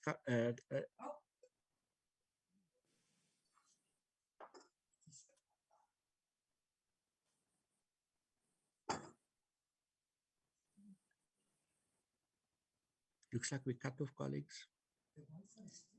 You can proceed. We've lost power we lost power here at the BGM chairperson. So if you see me in darkness, that's the reason. And now I can't read my pages, my notes. So you do not have a generator there? The generator normally kicks in, but today for some reason it hasn't kicked in. I don't know if it's a conspiracy that's happening here at the BGM. So if as far as the obligations then are concerned, taken very seriously across all our respective law enforcement agencies, the Treasury has taken a very keen lead on this, and regular meetings are being convened through the Treasury, through the FIC and the head of the FIC. This is also being discussed at the ACTT leadership level, and is a standing item in terms of progress of this. So we are doing the best that we can in order to ensure that we address the concerns that were raised in the evaluation report. As far as the joint training with the South African Police Services are concerned, yes, it is correct that that we work on an ongoing with our partner, the police. And in fact, our approach to our relationship with a critical stakeholder like the police is that we regard the police as a partner. So that is our approach. And throughout our divisions within the DPP offices on a daily basis, prosecutors and police investigators are working very closely together. So I think that is a point we must understand upfront, that despite all the training initiatives that we do, there's a daily interface between prosecutors and police investigators in terms of supporting the police, helping with the investigation. In fact, sometimes prosecutors complain that they do too much. But the approach of the MPA has always been that it's in the interest of the victims. And if we regard ourselves as people lawyers, the lawyers for the people, that we need to do everything in our power to support the police. We do that at great cost to time and effort, but it's something that we will continue to do and to assist our partners in the investigative space. Just on the question of the police academy, I've received confirmation from the police that the academy is still fully functional. And of course, the police is responsible for their own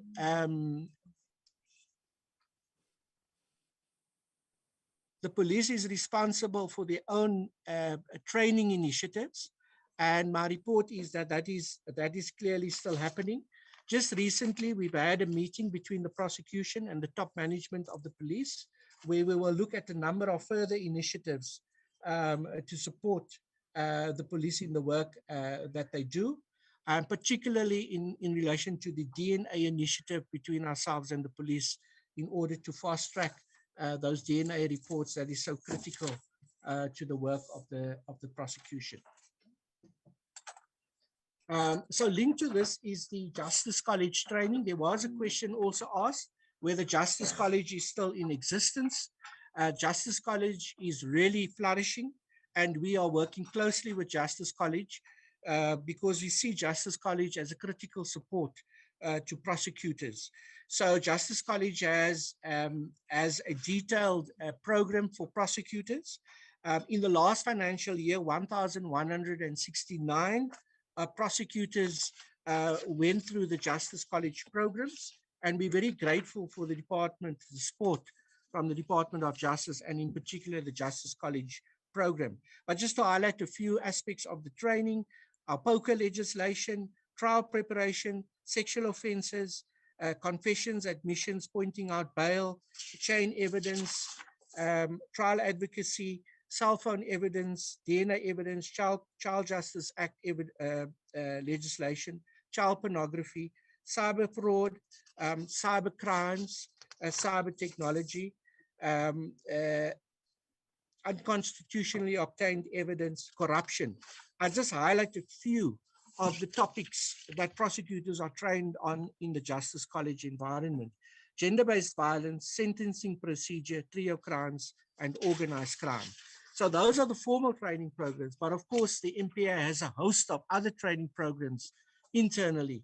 That is ongoing legal education for our prosecutors that are formalized.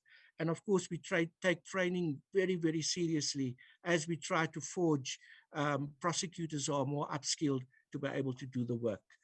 If I can move to the next question, Chairperson.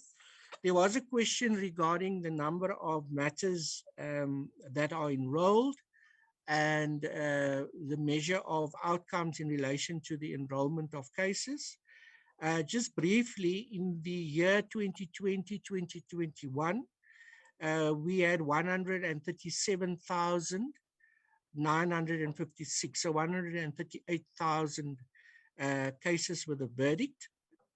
And in the year 2021-22, we had 153,000 cases with a verdict.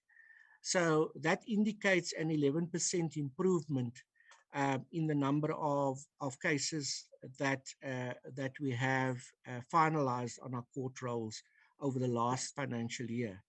So taking the impact of COVID into account, we are satisfied that we're moving in the correct direction and that things are getting back to normal in our courts. And we're very grateful for that. But of course, there's been a huge disruption on our court rolls and our backlogs have increased. It is something that we address on a regular basis by calling our directors of public prosecutions into a monthly operational meeting. It's a 2-day meeting where in the last meeting that was convened by myself, we particularly focused on the backlogs in our courts and the interventions that are required to reduce the number of backlogs on our court rolls. So taking that into account, the figures that I've received from our colleagues for new cases in 2020-2021 was 527,000. And in 2021-22, 556,000 new cases. It's a 5.5% increase between the two financial years. If I can just touch on the vacancy rate, I know my colleague. Yes, how much time do you need now? How much time do I need? How much more time do you need, Rodney? We could wrap up fairly quickly because we still have, just Andrea with a few words and then there's 1 or 2 other small things and I'll wrap up. If you could wrap up in 5 minutes, is that possible, Rodney? Sure. Advocate, okay, let's try. Thank you. What's the next one? We'll probably have to send some of the responses in writing if we don't cover anything. Please go ahead.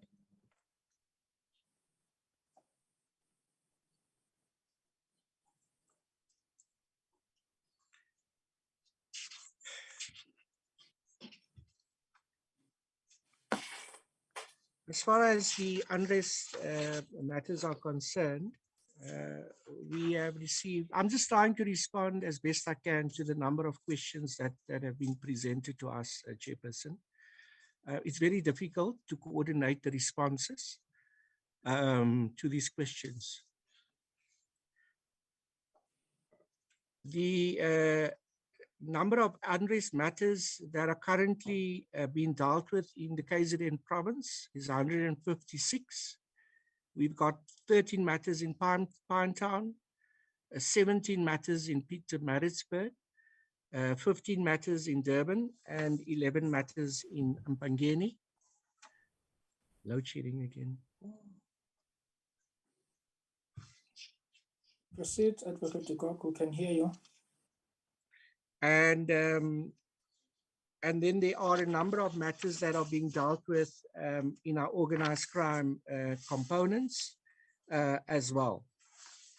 So those matters are still receiving ongoing attention within the MPA. As far as the question relating to the role of the Fusion Center and the work that has to happen within KZN following the flooding, a decision has been taken at the leadership level of the anti-corruption task team that work will be incorporated. So where there's corruption or fraud or any other irregularity that occurs in relation to the funding that has been provided for the victims or for the infrastructure build in KZN, that will be followed up similar to the model that we currently have in the Fusion Center, and the work will be coordinated in the Fusion Center. As far as the sexual offences question is concerned, the conviction rate of the sexual offences, the target is 70%, as you correctly indicated, Chairperson. We did not reduce the conviction rate from 75 to 70. Currently, what we are achieving is between 74 to 75% conviction rate in sexual offences.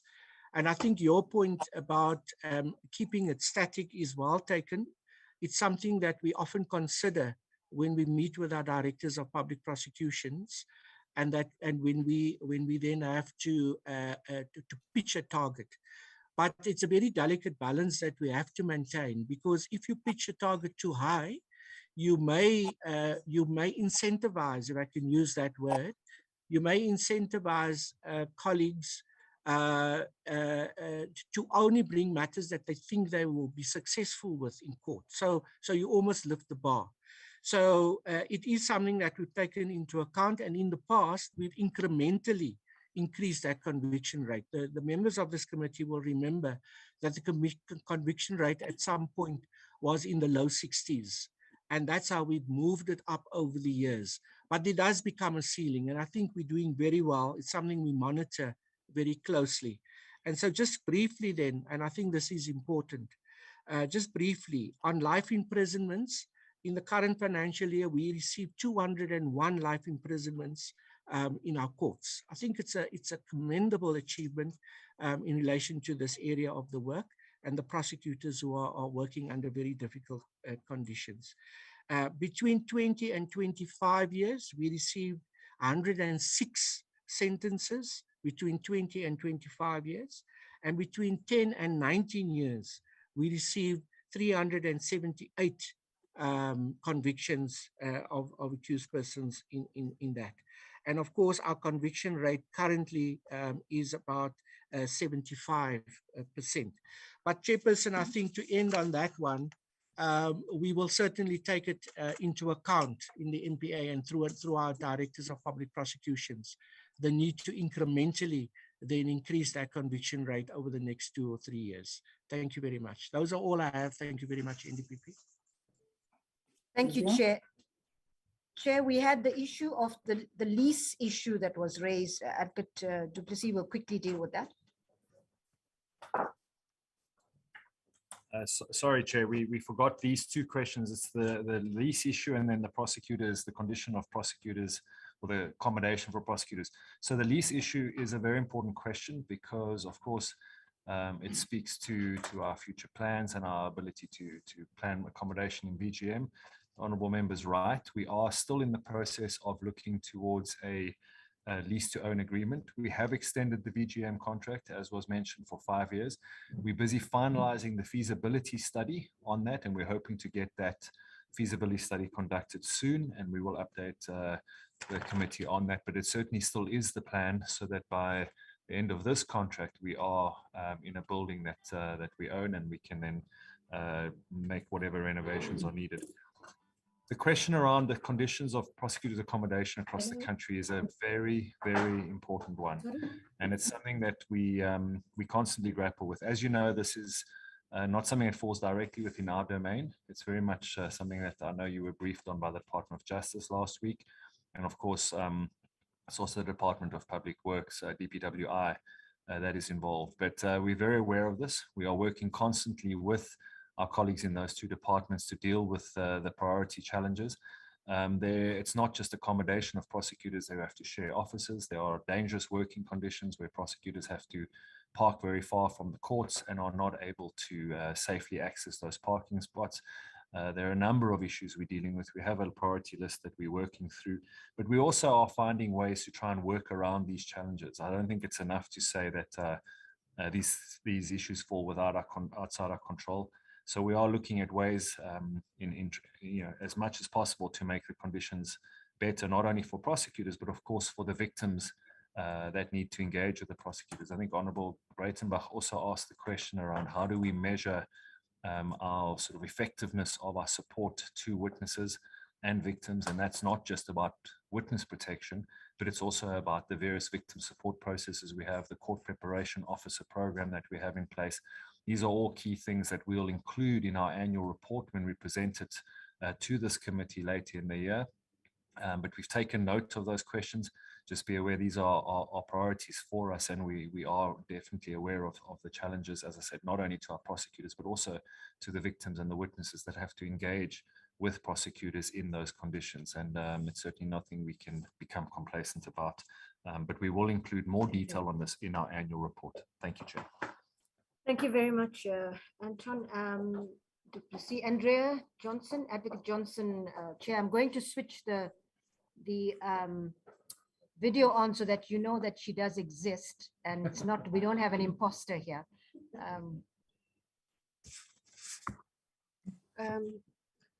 Good day, Honourable Chair and Honourable Members. I am Advocate Andrea Johnson. I am the ID, having been appointed and taken office on the 1st of March, 2022. And yes, a reassurance that I wasn't a ghost employee.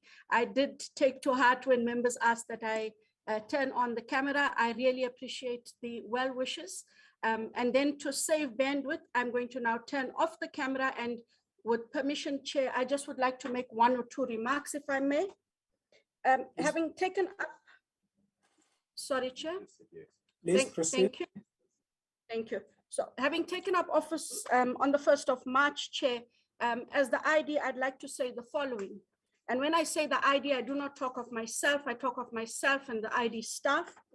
The ID realizes the value of public-private partnerships and collaborations. I did say this very early on in taking up office. We also place a lot of value, Chair, on enhanced stakeholder engagement. It is absolutely imperative to us being able to deal with the matters that we find in our domain. We are not going to be able to effectively deal with corruption, state capture matters, the Nugent Commission of Inquiry findings, as well as the PIC Commission of Inquiry findings, if I am unable to have enhanced stakeholder engagement. The ID staff have an appreciation, Chair, for the urgency of what must be done. It is important to understand that focused leadership and an appreciation for what the country expects means that the ID has to be focused and engaged. That is our primary goal and our purpose.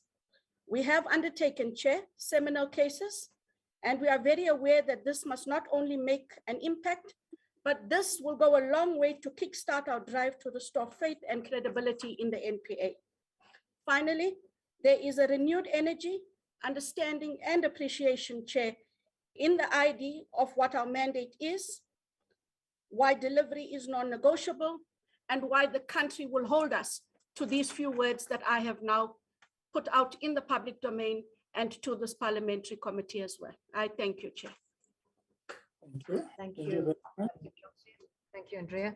Chair, there's just a few matters that I want to wrap up on. Thank you very much, colleagues.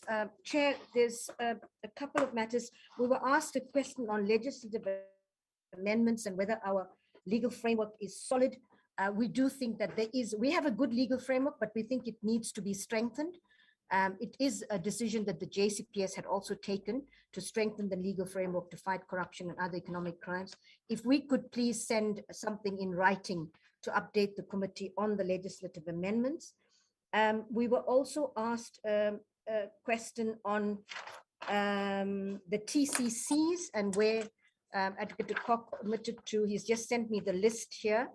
By March 2023, we hope to add 5 more to 65. We hope that by March 2022, we have 60.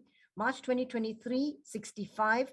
In Dilogong, that's in Limpopo, OD, Northwest, Brits, Northwest, Kapane in Limpopo, and Victoria in Western Cape.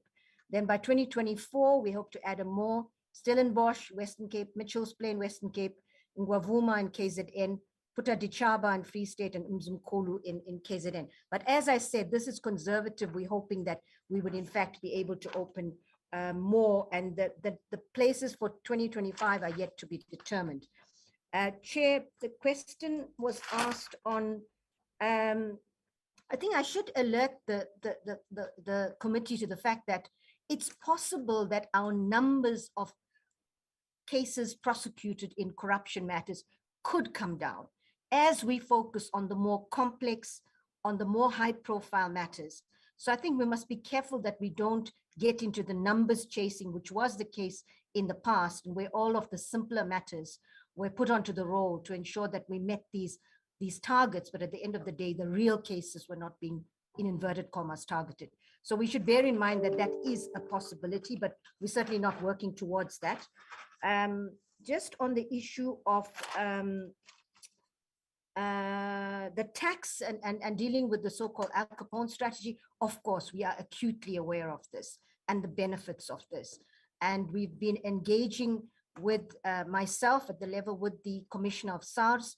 I know he's had a very good meeting with Advocate Andrea Johnson, and we are working very closely. Our specialized tax prosecutors in the NPS are working very, very closely with the ID as well as with the SARS to ensure that we are able to deal more efficiently and effectively with tax-related contraventions whilst we proceed with the more serious corruption cases, because almost all of them have a tax component.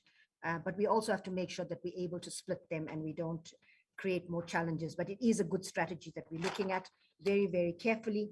The issue asked by Honorable Yako on cases being dragged on for years. Look, firstly, to say that her question was, whether we meet to discuss high priority cases. I'm not sure. We lost Advocate de Kock for a little bit, but they are meeting almost weekly to deal with high profile cases, to look at the priority cases. The task force has been set up, which includes the DPCI and the ID, AFU, NPS. They are sitting very regularly, looking at what needs to do to capacitate our key cases we've identified, but also other priority matters. So there's a lot of work that's going into strategizing and getting the work done, but also I want to make it very clear that we do not target people on the basis of any skin color at all. If you look at the cases we've prosecuted, people of all colors have been prosecuted, and we will continue on that basis. We are driven by the evidence and the evidence alone. Chair, on the issue of police resources, I agree with Advocate Breitenbach and maybe other honorable members that have mentioned, we are joined by the hip in terms of police resources and all other matters that fall outside of the ID. We depend on very good investigations by the SAPs. So if there's no good training, if there's no, the quality of investigations are bad, it will obviously affect prosecutions. And this is across the board in all of these other crimes, including the unrest-related matters. We're working very closely with the police, but at the end of the day, we are not investigators. So there needs to be a very, very strong investment by government on capacitating the SAPs and yeah, bringing stability. I'm glad we have a new national commissioner, but crime intelligence, when we deal with organized crime, we need to have really good intelligence. It drives all the projects. It drives our work with regard to copper theft, infrastructure, fuel theft, all of those organized crime cases. If you do not have solid, good intelligence-driven projects, there's no way we can deal with the runners and we will be not making impact. So we're really dependent on good intelligence, on good project-based investigations, and us then arresting and working with the SAPs to make sure that we get the key role players in organized crime arrested. At the moment, sadly, we're not doing terribly well. So we really need to improve that, because people do think that South Africa is a haven for organized criminals. So we really need to look systemically, what is the problem and how do we make sure that as a system we can deal with this? And it might be something that there's a joint sitting of the SAPs and the Justice Portfolio Committees. I don't know, but I do think that this is something that is seriously impacting our country in the most devastating way, and we need to get to grips with that. There were other questions about, I think it was Honorable Horn that talked about, the sharpening of the focus, what's going to be different about this. Just to say that the new leadership is hugely important in the ID. The very fact that we have a task force working with the DPCI and strong collaboration, and everybody in this with a problem-solving attitude, everyone in a spirit of collaboration, which is hugely important. Clear focus.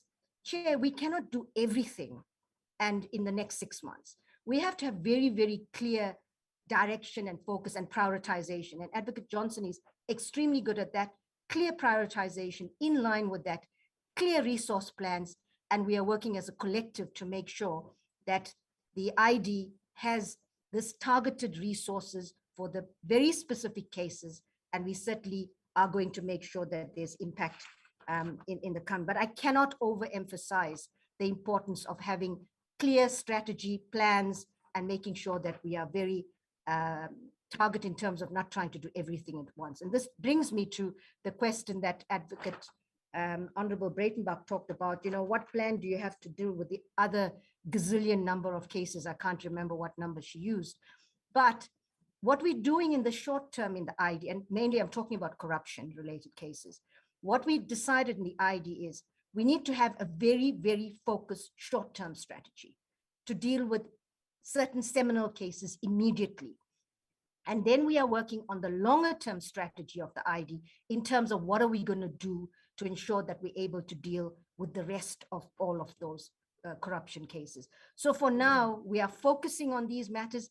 That's our short-term strategy. And we are then going to work on a longer-term strategy to deal with those other matters, which are certainly on the horizon, but right now they are not at the forefront. But it's, we will have a good strategy. And the permanence of the ID, the capacitation, all of those matters, the skills development, all of that talks to the longer term strategy to deal with all of these matters.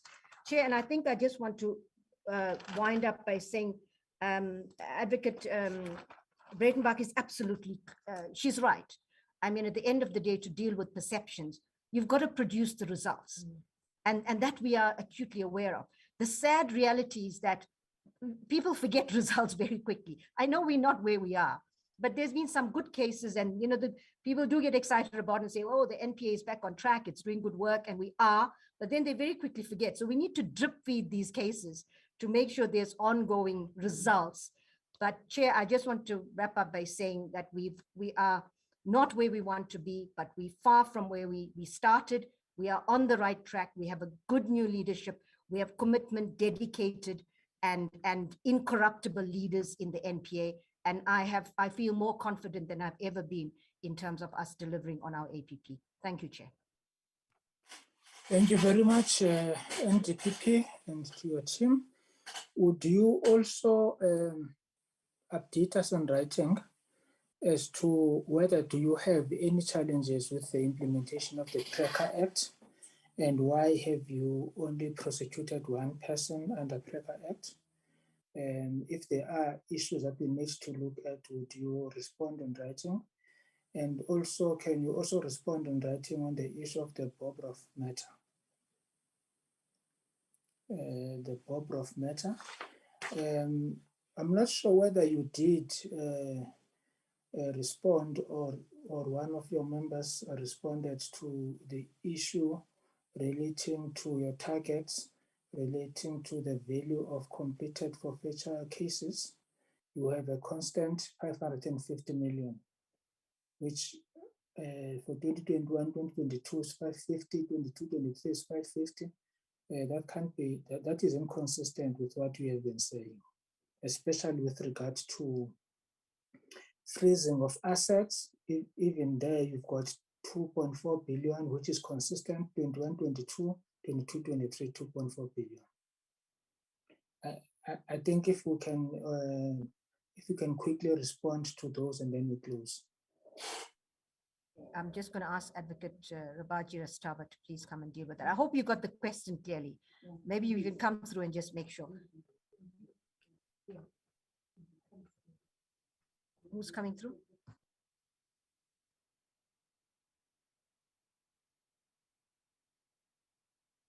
Thank you, Chair. Advocate Beseswa will deal with these matters.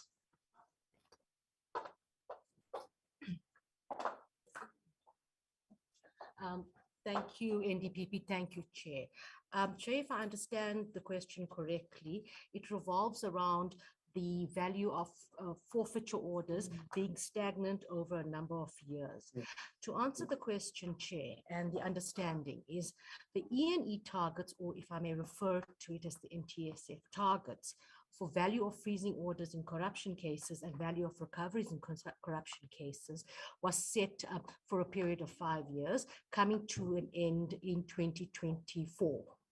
At the time when those targets were set, which is the 2.5 billion and 1.2 billion yearly accumulative for 5 years, at that stage, we started with the investigations into state capture. We were starting to develop systems, processes, and collaboration to investigate those cases. And during the initial periods, significant impact was made in respect of certain matters, as Advocate Rabaji has mentioned, the mining rehab case and McKinsey. But going forward, and the AFU has focused on those corruption matters to achieve those two targets. When it came to the value of forfeiture orders, that indicator then referred to all other matters, inclusive of corruption, but other matters that the AFU dealt with. Going forward, Chair, we take note of the concerns raised. We also recognize that significant collaboration and cooperation has been implemented where matters are being fast-tracked, and more especially high-value corruption matters. And coupled with the AFU recovery strategy, co-location with the DPCI and various structures within the NPA to prioritize this matter, having all of these processes in place, we will then, when we set the next 5-year targets and going forward with our targets, we will consider increasing same given the number of cases coming through to deal with it. So the point is noted, Chair, and we are in agreement. We need to look at these targets to actually match the cases that are currently being dealt with. Thank you, Chair. NDPP.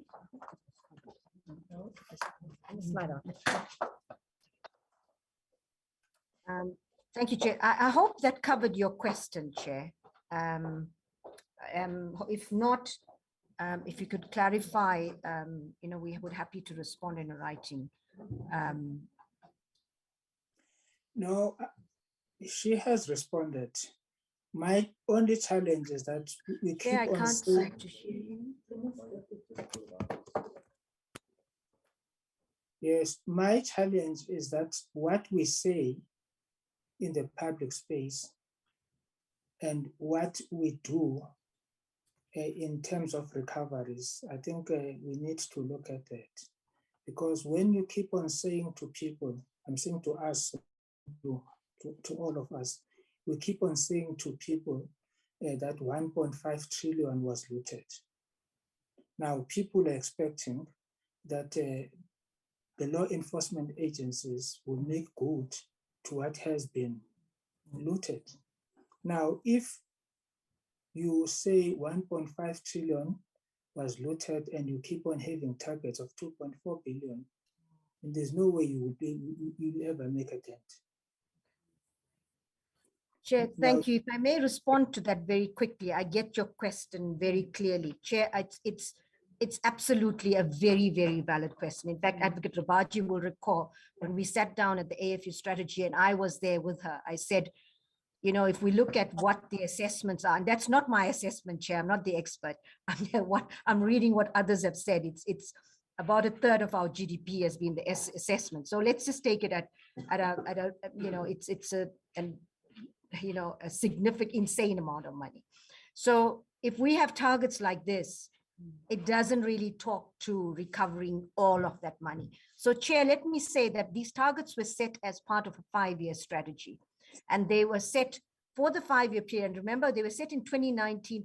When taking office, the asset forfeiture capacity was very depleted.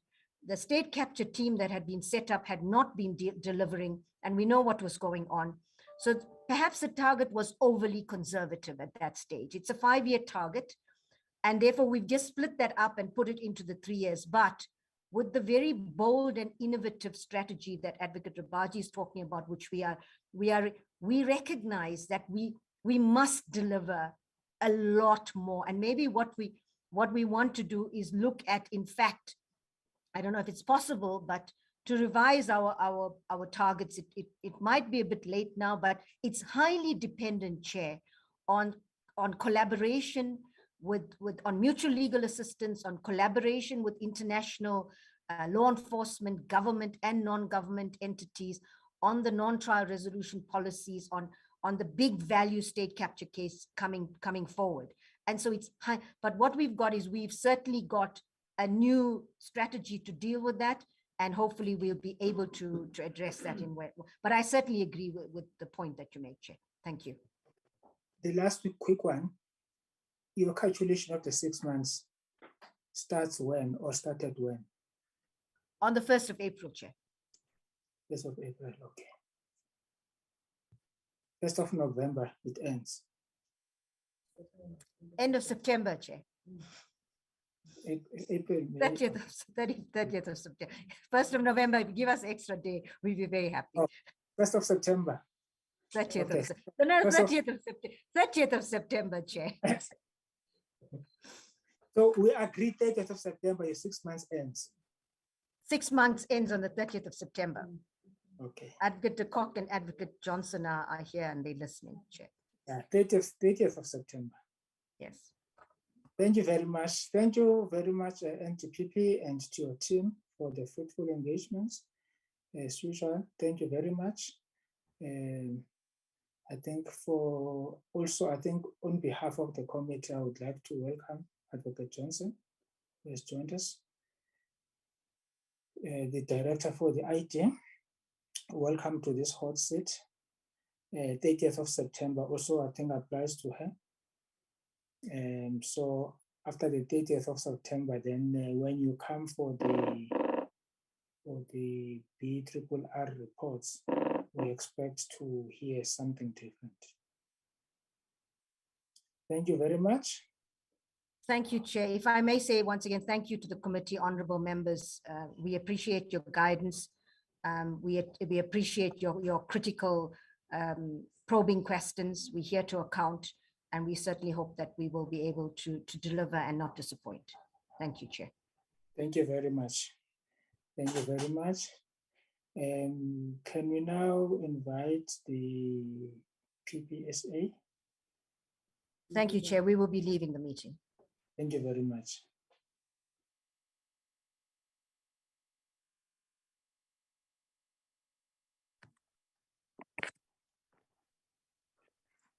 Good morning, Chairperson, honorable members.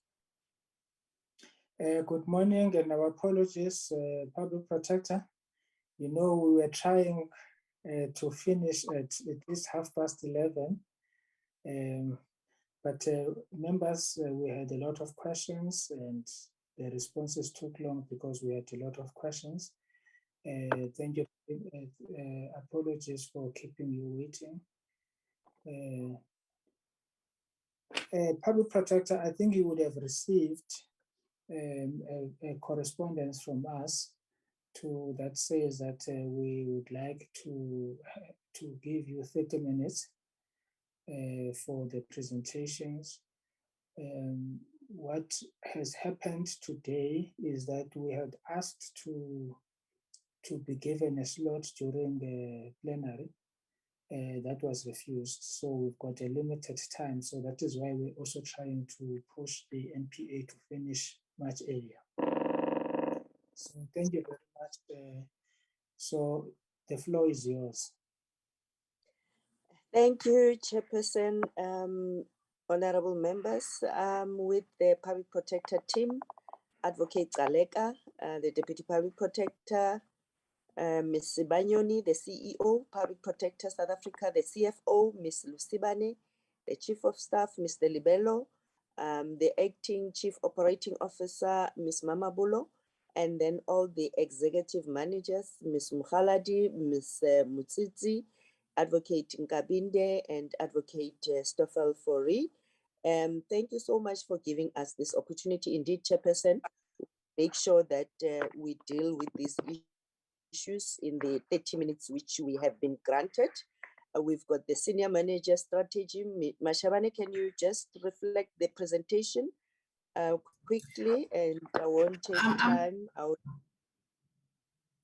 Thank you, PP. I'm disabled from sharing on the screen, so I just requested to be enabled to share the presentation. Thank you.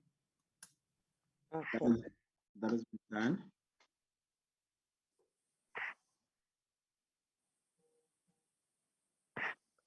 All right. All right. While sharing, Chairperson, this is the 6th year presenting the strategy or the annual performance plan of the Public Protector South Africa. And we had Vision 2023, which we are succeeding in implementing.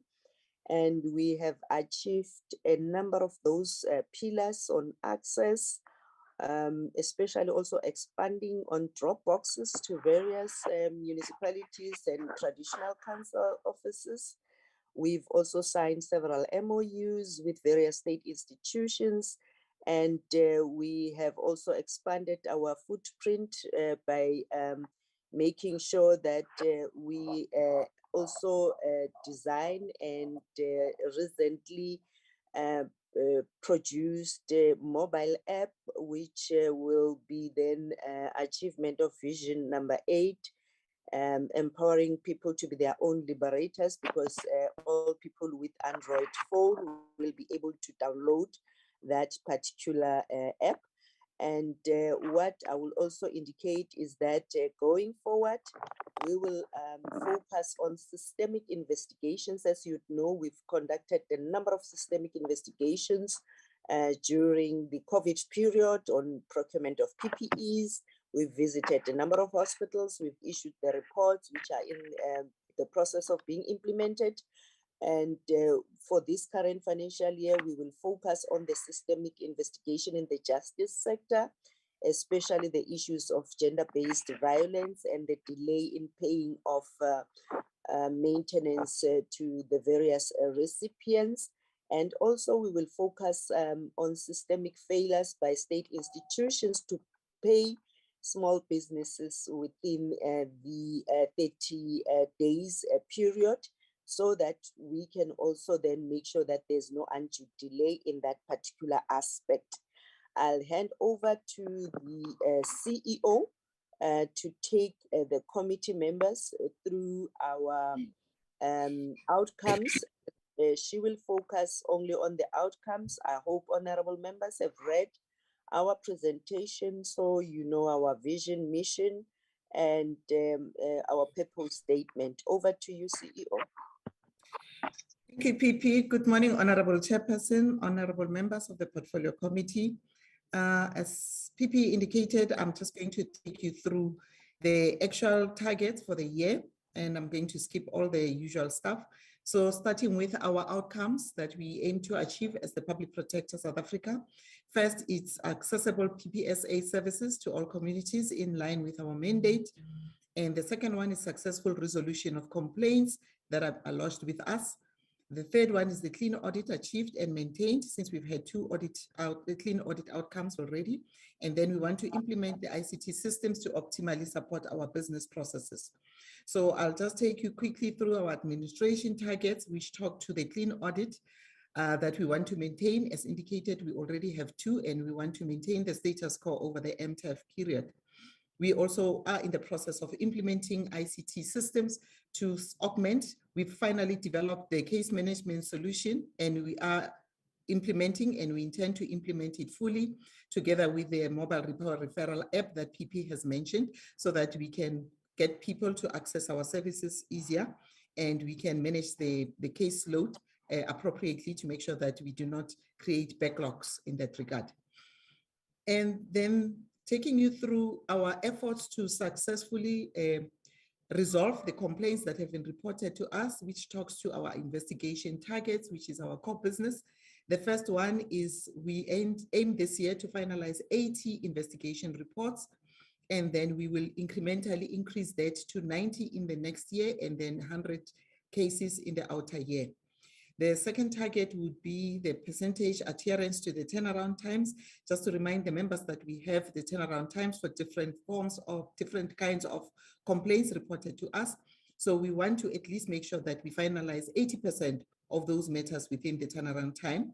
And this is because we cannot aim for 100% because sometimes we are confronted with situations where there's a delay in provision of information by or the organs of the state, or sometimes we're required to get external expertise to assist us with more complex investigations. That's why we do not want to say we will finalize 100% because we know it might not be possible, but at least 80% must be finalized within the turnaround times. Then the next one also talks to our intention to resolve the complaints as the systemic investigations that the PP has mentioned already. And these are investigations emanate from the need that we identify through the number of complaints lodged with us. Where we have continuous complaints of a similar nature, then we institute a systemic investigation. So we aim to do 3 in the current financial year, and then we'll do 4. And then in the outer year, we will do 5 systemic investigations. And in an effort again to make sure that we continuously respond appropriately and timeously to the complaints that are lodged with us, we will hold those bilateral meetings, dialogues with the organs of the state to make sure that we have a common understanding in terms of our mandate and the expectation from our office and what we expect from them as the respondents to the many complaints that are reported to us. So we plan to have 10 of these dialogues this year and next year, and another 10 in the outer year. And then we, as a new target that we included this year, we believe it's important for us to keep the portfolio committee informed of the extent to which our remedial action is implemented, because this is important. This is a key driver for us to determine or to measure our measure of success as a public protector, because producing a report is one thing, but the success of that investigation depends on the extent to which the remedial action is implemented. So on a quarterly basis, we will then submit those reports to yourselves so that you can also assist in nudging the department, the different departments, to make sure that they implement the remedial action. So this, we see it happening through probably the different portfolio committees, but we thought you can be the conduit to us to access the other portfolio committees. So the report will be submitted to yourselves and you can share with the others so that they can nudge their departments to implement the remedial action. Then again, how do we make sure that we are accessible, our services accessible? We do that through our stakeholder management strategy. And in this year, since the strategy was developed, we intend to have 117 activities towards integrated access management strategy that was developed previously, and 108 of this will be through media and radio stations where we reach out to our clients on the ground to make sure that they can access us and they have the platform where they can raise the issues with us. We also plan to have 5 national events, 1 Good Governance Week, and 3 collaborations with the community-based organizations. And this will include your traditional leaders, your faith-based organization, or just the community-based organizations that we can team up with so that we can have those as our ambassadors to communicate and to educate their communities. Try to exhaust all the other avenues of making sure that your complaint is resolved before you can resort to reporting to the public protector. So we want to then use those as our ambassadors to educate, but also pick up problems in the communities and then help those people who want to access us to access us. And then we will also so we plan to have 117 each year over the MTF period. Then the next one, I'm going to hand over to the Chief Financial Officer to take us through the budget, and we'll try to be as brief as possible and focusing on the key issues that drives our budget, our expenditure, as well as our budget pressures. Over to you, CFO. Thank you, Chairperson, if I may. Thank you, CEO. Good morning, Chairperson and honorable members. I'll first take you through our interim expenditure versus budget for the previous financial year. CFO, I think you're muted. Oh, we can hear her. Thank you, Chairperson. We started off the year with a budget of 331.8 million. And then we received an additional budget during the adjustment period in November last year of 30.8 million, which took I think us. the CFO is still muted, Chairperson. No, we can hear her. If I may, CFO, it seems as if you're struggling. I will just take over from here. This presents a summary of our expenditure for the previous financial year, which was 2021-22. Our original budget was 331.884 million. And then later it was adjusted. We got an additional allocation of 30.8 million through the Department of Justice. And then eventually we ended up with a budget of 362 million. And then we spent 335.2 million. And we have we still have commitments, but our variance indicates a budget of a surplus of 27 million, which means then our expenditure then is 92 million. So if you can just move to the next slide. CFO, are we able to speak now or can I continue? Okay. Now that the previous slide was on our expenditure for the previous financial year, and this talks to our budget for the current financial year. Our revenue estimates, the budget that was allocated for this year is 362.7 million. And then it will decrease because we know the Treasury continuously decreases over the MTEF. So we are projecting a surplus from the 359 million that was our baseline allocated through the department. We're projecting an interest of 2.6 million, and then we'll end up with a budget of 362.7 million. And for this year, which is 2022-23, which then should slightly decrease by 0.2% over the MTEF. On the next financial year to 360.3 million, and then it will further decrease by 4.7 million it will increase by 4.7% to 377%. The next slide. And this is just our budget in line with the economic classification. We have 2.58 million for compensation of employees. And in the previous financial year, this year, there's a reduction. So we have 257.7 million for our COE. And then we have an allocation. We had an allocation of 99.7 million for goods and services in the previous financial year, which has decreased to 79.7 million in the current financial year. And it will then decrease further to 79. It will increase to 79.9 in the 2023-24, and then it will further increase to 86.7 in the 2024-25, which will be the outer year. So basically, the budget that we have this year will be 340 million, and against the budget that we had last year of 362. So we can see that there is a slight decline to our budget. So the next slide then this is our classification per program.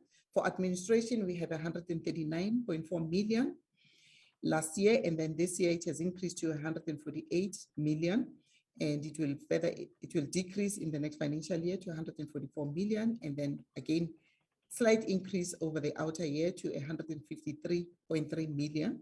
On investigations, which are our core business, we had 168.2 million in the previous year, slight increase to 197 million in the current financial year, and then a slight increase again to 200.5 million in the next year, and then the outer year will increase it to 207 million. Stakeholder engagement, 15.2 million in the previous year, and this year we have 15 million.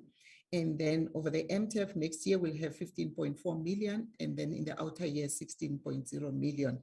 for our stakeholder engagement. So we thought we should also share with the committee just some budget pressures that we might experience in the current financial year.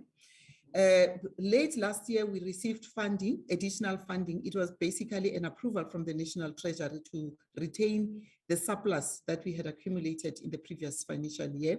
Unfortunately, the budget came very late in the year. We received approval around November, which was a bit late for us to either fill positions. We could fill some positions, but the biggest challenge became the procurement of goods and services, because you cannot start advertising the tenders until you receive a budget. By the time we receive a budget, it was already in November, and then in December, we are not allowed in terms of the Treasury rules to advertise tenders. And then again, there was a moratorium on the procurement that was set by Treasury subsequent to the Constitutional Court judgment. So that created further delays, so that it was really difficult to procure, and we wanted that money to procure primarily infrastructure, ICT infrastructure, because that's critical for us as we expand and as we go digital as an institution. But we then projecting an under expenditure where we intend to fill positions, especially in the core business. And now, since we've started varying now the skills that we require as PPSA, because we realize that we need people who are differently skilled as well as in accountants probably, and auditors, because some of the work requires us to have those skills. So we are then going forward then with the filling of positions, but we are projecting an under expenditure of 15.1 million in the current financial year and the outer years, because these are carried through costs. So once we appoint somebody, we have to continue paying for the fees. We also thought it's important for us probably to have a radio studio office within our premises, because it's going to work out cheaper to have our own studio, because it's a requirement by law that our reports should be published. Now we always have these media engagements to publish our reports, and we believe that if we have our own studio, it's going to work out cheaper for us. So for that, we require 200 million as a startup capital, and then 20 million for licenses and maintenance going forward. So, and the other issue then that we require additional funding for, it's the subject matter experts. Like now we have an investigation that we're conducting, which is energy driven, it's energy related. We require people with expertise in energy, because you do not just get those expertise anywhere. So we found the need then for us to acquire those skills. So we might need a budget probably of 2 million, but not only for the energy expertise, but for other expertise then that we require in other fields. So we also are establishing an in-house e-library, which requires some capital funding, because since we're digitizing everything, we thought it's important to have an e-library, because it's going to be cheaper as well for us. We're also in the process of implementing an electronic document management system, which is also going to require maintenance and payment of licenses. And that's why then we require those additional funds. For the critical positions, we have 22 critical positions in investigations that we require to be filled in the current financial year. Hence, we feel we need that 15 million in this year and going forward, because we have to continue to pay for the salaries. Go to the next slide. I think I've covered this. I've explained why we require the in-house studio, because it's going to work out cheaper, because we need to also interface with our communities to make sure that they can access our services. And that's why we believe it's going to work out cheaper if we have this. I've spoken to the subject matter experts that we require to assist us in various areas, including the forensic specialists and people qualified in the built environment, to make sure that we are able to produce quality reports that are informed by quality information that comes from experts. I think that concludes then. Just to say that the targets as presented today, Chairperson, in our APP took into account the available resources in terms of the people that we require and all the other resources required for us to perform our duties. But we are committed, as always, to continue to do more with the little resources that we have as PPSA, because we are mindful of the fact that the public purse is stressed. So we also have to try to do more with what the limited resources that we have. And we'll also try to continue to improve efficiencies, primarily by, digitizing and making sure that we implement those ICT solutions that will fast track and will make sure that we provide a better service to our communities. But key to our work, as indicated previously, is to make sure that our remedial action is implemented. And that's why we're calling on Parliament to also assist, but we will continuously to robustly engage with the organs of state to make sure that they understand the importance of us being responsive, all of us as public servants, to be responsive to the needs of our communities. And that's why we have to work together as a collective to make sure that we respond to every complaint that has been lodged.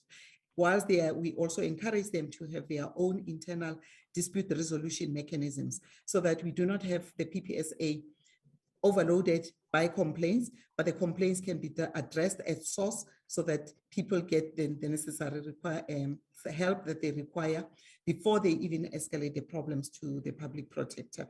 And we therefore then recommend that the Portfolio Committee considers the PPSA APP as presented today. Thank you very much, Chairperson. Thank you very much, CEO. Public Protector. Chairperson, for the opportunity. PP, you're muted. No, No, she's CEO. not muted. It's your system, it's not us.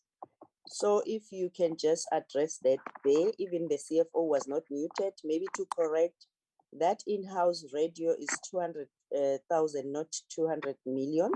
So back to you, Chairperson. That's our presentation. We tried to limit our presentation as possible. Thank you very much. No, you were right on time and you saved us a lot of time. Thank you very much. Members, any questions or comments? Advocate Breitenbach, followed by Honorable Velma Nivot Truchens.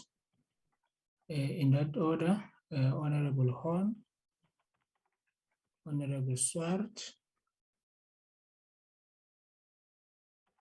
Honorable Ramulubeng, Honorable Glenis Breitenbach. Thank you, Honourable Chairperson, and good afternoon to everybody. The Public Protector has installed drop boxes all over the country in all the provinces to improve access. Has this initiative been successful? And if so, can you give us some sort of measure of the success?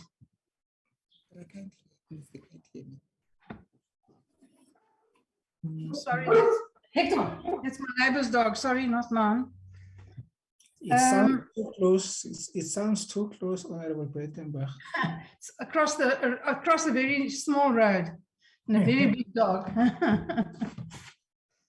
I'd like to know from the Public Protector how much has been spent by herself on litigation, A, defending her reports, and B, fighting her own impeachment. I'd like that amount quantified, please.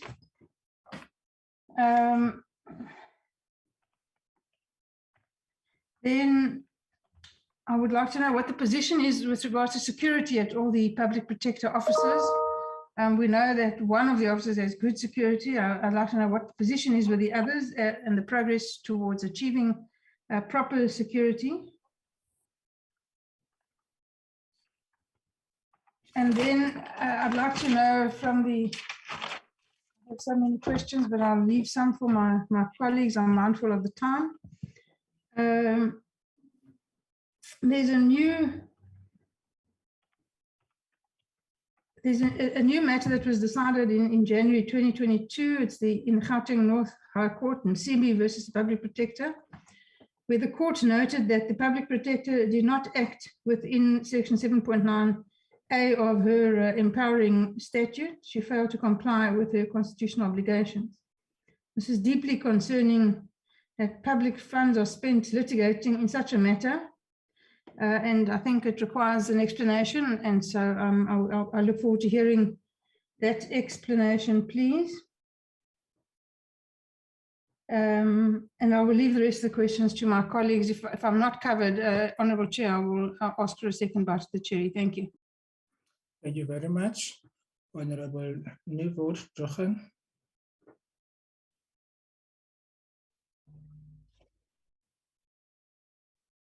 Good afternoon, everyone, and good afternoon to the Public Protector and her team. Thank you for the presentation. I'd like to know, in the in-house solution units, I want to know if all your provinces staff have those units, and who handles those units. The complaints firstly, and then secondly, I'd like to add to my what Honourable Breitenbach just said, the drop boxes. If you are considering to increase the number of those drop boxes in all the provinces, if you are considering to increase the I want to know the e-library, who can access those e-libraries? Is it national and provincial staff? Are all of them able to access that? Then I see in your report 22 new posts. Where are those posts, and what positions are those posts? And just a moment.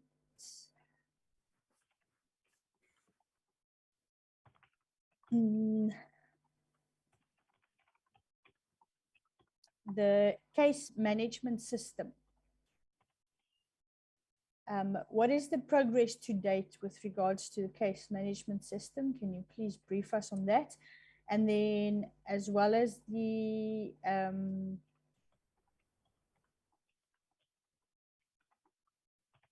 SAS CETA, the learnerships.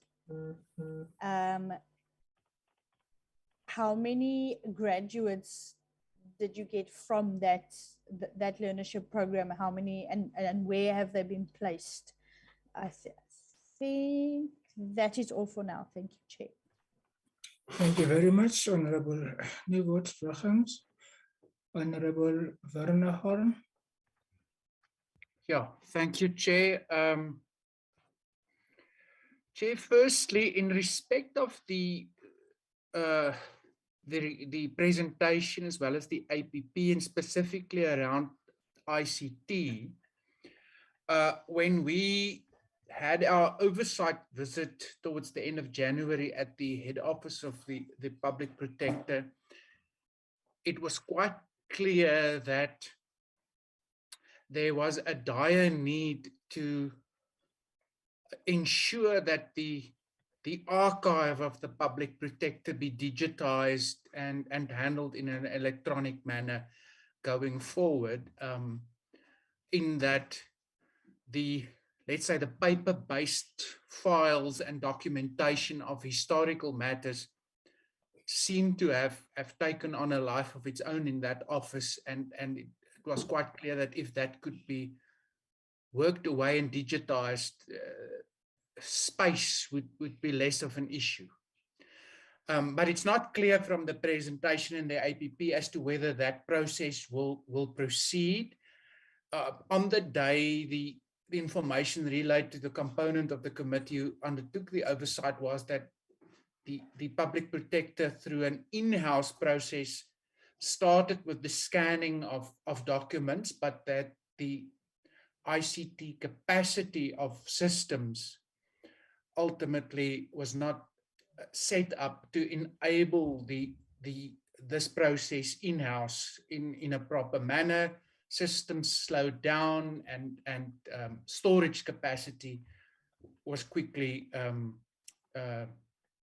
depleted through the attempt to embark on this process in an in-house manner. So I don't know whether we can be appraised as to whether there's been any further developments in respect of this matter.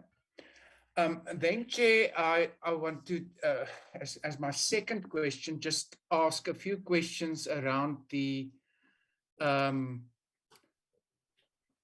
report around SARS released towards the end of April by the Public Protector. While I am tempted, I won't ask whether it was coincidental that it was released on the same day as the latest Zondo report, but I want to stick to a few questions on this specific release. Firstly, whether we can be informed as to who the complainant in respect of this specific report around the IT contract of SARS stemming back to 2006 was. Secondly, whether the Public Protector has considered the impact of her spending resources on historical contracts of SARS in light of the dire need to deal with maladministration and corruption that is currently taking place, and specifically whether the Public Protector in dealing with this matter has taken on board any learnings around its attempt previously to deal with historical matters in the form of the Bancorp matter, which ultimately did not end well in terms of the judicial processes, legal processes that unfolded thereafter, and whether the Public Protector ultimately is satisfied that on an objective score, this investigation and finding served South Africa rather than a particular political interest. Thank you. Thank you, Honorable Horn. Honorable Stilswart. Thank you, Chair. And with your permission again, I will keep the camera off. Chair, just a few, and thank you to the presentation, and appreciate the inputs. I just wanted to ask, as far as the performance indicators are concerned, we welcome the increase in the number of investigation reports that will be finalized, increased 50 to 80, and then to 90 in the following year, to 100. And of course, the inclusion of a new indicator, which is the number of quarterly reports on the implementation of remedial action submitted to Parliament. Now, that aspect is very important, Chair, given the fact that there are many instances where the Public Protector makes remedial action and it's not findings which are not complied with by departments, and it is an issue that has been raised before, and I think this inclusion of the new indicator and the reports will assist parliamentary committees in assisting the Public Protector in those regards. The one issue, the removal of the one indicator, which is the percentage of cases 2 years in order, which are finalized, I think that could be a cause of concern, and maybe we could get an understanding, unpacking why that indicator was removed. I think that, and that would assist us. Then can we have an update on the memorandum of understanding with the Auditor General, where certain matters would be referred by the Auditor General to the Public Protector for further investigation? Have there been any matters in that regard? And then just again on the issue of the non-implementation of remedial action by state departments, the compliance unit at the Public Protector seems to be under-resourced. Are there plans to improve, understanding financial constraints, are there plans to improve the compliance unit? And then the update, please, on the acting positions at senior management level.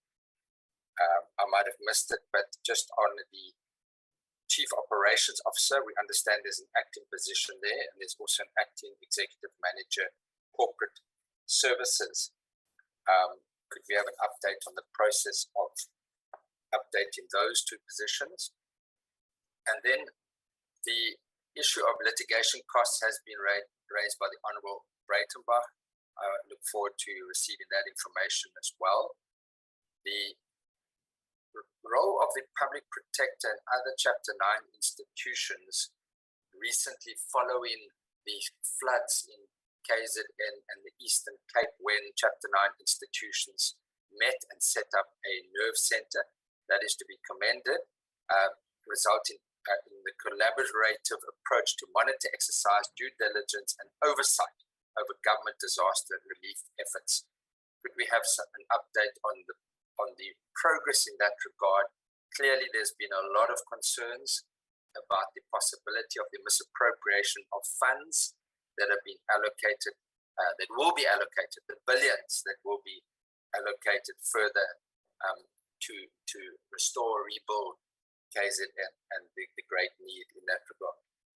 And Chair, I don't think we'll go into any detail on the Section 194 inquiry.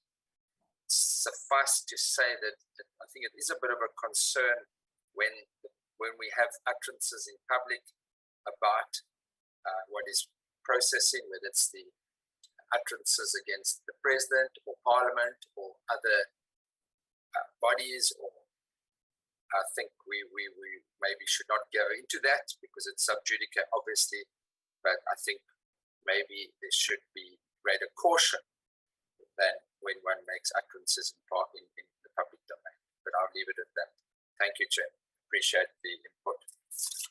Thank you very much, Honorable Swart. Honorable Ramolube. Thanks, Chair. Good.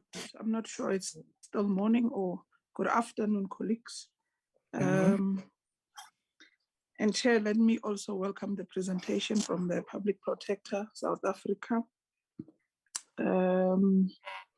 I will not touch much on issues that are raised by colleagues that have spoken, but I would also appreciate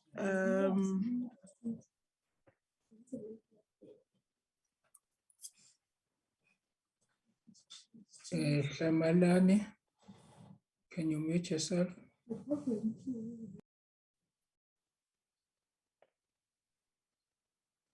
Thanks, Chair, for protecting me from Shamelani. Chair, let me also acknowledge or welcome the initiative on the issues of flood relief efforts from KZN and the Eastern Cape that is being done by the institution. I think this would make sure that we don't have commissions and all sort of things after the disaster matter. But Chair, Honorable Swart already has made indication on the indicator that has been removed, has emphasized on it. That is also one thing that I seek clarity on, especially in relating to backlog cases, if they do have. Again, Honorable Swart has made mention on the 2 acting positions that has been highlighted. Are there any plans to fill those positions? And how long have we had them in those acting capacity? Chair, on the SASETA learnerships, there is a partnership of SASETA and the institution. I would like to find out from a number of graduates that have been employed in the Public Protector in this financial year, 2022 to 2023, how many have been retained by the institution from the previous financial year? And Chair, another matter based on the oversight that we did in the late January, as Honorable Horn has made an indication on. There was an indication that there is a high level of security risk since last year, November. And I see the security matter, it's not included under the request for additional funding. Has the institution managed to find a solution to the problem that doesn't require additional budget allocation? If they did, can they give us that plan or ferry us with that information? If not, why is it no request for additional budget allocation to mitigate this matter because of it's a serious matter that speaks to the security of the officers? The last matter, Chair, it would be according to the website, walk-ins are still not permitted or allowed in the offices. I would like to get clarity whether this is still the case in point. And if so, why are we not allowing officers to be accessible, bearing in mind the current regulations and that the institution officers should be accessible to members of the public. So those are my questions and clarity, Chair. Thank you. Thank you very much, Honorable Ramolubeng. Honorable Nevo Trahan, I saw your hand at some point, it was up. Are you now covered? No, Chair. I just typed one question in the chat. If they could add in their responses. Okay, thank you very much. I just have some few questions of my own. I think the first one links to what Honorable Ramolubeng has raised about security. How does this video fight work? Because from the report, you seem to have found a solution or an alternative to security guards mending your offices through this video fight. How does it work? And then there is also the implementation of your mobile referral app. It was supposed to have been implemented by 31st March 2021. Then the target was not met, but extended to 31st March 2022. Can you update us on how far are you with respect to this target? And then how are you ensuring that you are more accessible to women? Because there is a report that says about 29% of women lodge complaints with the office, as opposed to 63% of men who lodged their complaints with the office. Is there any collaboration with institutions like the Gender Commission to educate women more about the importance of the office and how the office can be relevant to them? The target on number of reports finalized is based on what? Because it has suddenly shot. It is based on what? Did you increase the number of investigators? What will give rise to the sudden production outcomes? So if you employed more investigators, you increase them by what percentage? That will be important. I think Honorable Swart has covered me on the cases older than 2 years. And then the finalization of cases within turnaround times in 2020 and 2021 financial years, you achieved 95% in adherence to your turnaround times. But now you are setting a target of 80% in 2022 and 2023 over the medium term. What would account for the drop between 80 and 95%? If you're able to achieve 95%, why are you setting your target at 80%? And then this interagency training, have any matter being referred, because it's an interagency MOU between yourselves and the AG. Have you referred any matter to the AGs in terms of this MOU? Those are my questions. Oh, okay, the last one. There is a sudden decrease in matters before you, in new matters being lost, about 57% decrease. What gives rise to that 57% decrease in new matters. Can you assist us to understand what gave to the 57% decrease in new matters? Thank you very much, PP.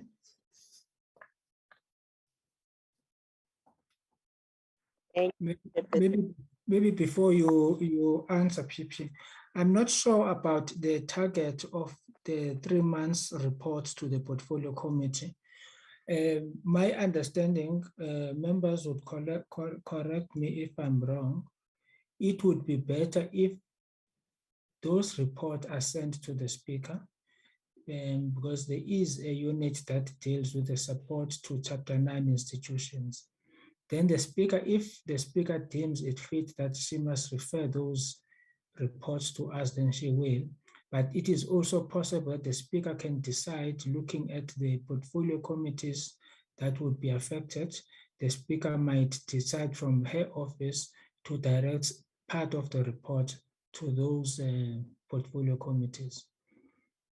I think it would work out better that way, much faster. She has the authority to refer matters to any committee, even to establish an ad hoc committee to deal with specific issues. I think it would take much longer if you refer matters to the portfolio committee without the speaker, because we would still have to get a mechanism of channeling those reports to the relevant portfolio committees, which would affect the relevant government departments. For instance, if there's something about Home Affairs, then we will have to refer it back to the portfolio committee on Home Affairs. But it works much easier if it comes from the speaker. If I'm wrong, I think the members are quite at liberty to give a much more relevant answer. Because what is important is that this process needs to be assisted. It's a serious issue that has been identified. It has to do with service delivery. We need to find the most appropriate mechanism to ensure that blockages are unlocked. Over to you, Advocate Mkhwebane. Thank you, Honorable Chairperson. Thank you, Honorable members. I will request my team to assist Chairperson with responding to the questions on the issues of drop boxes and access, the measure of success, the issue of litigation reports and on reports and the impeachment. On that one, I will ask that we provide Chairperson with a written response on that.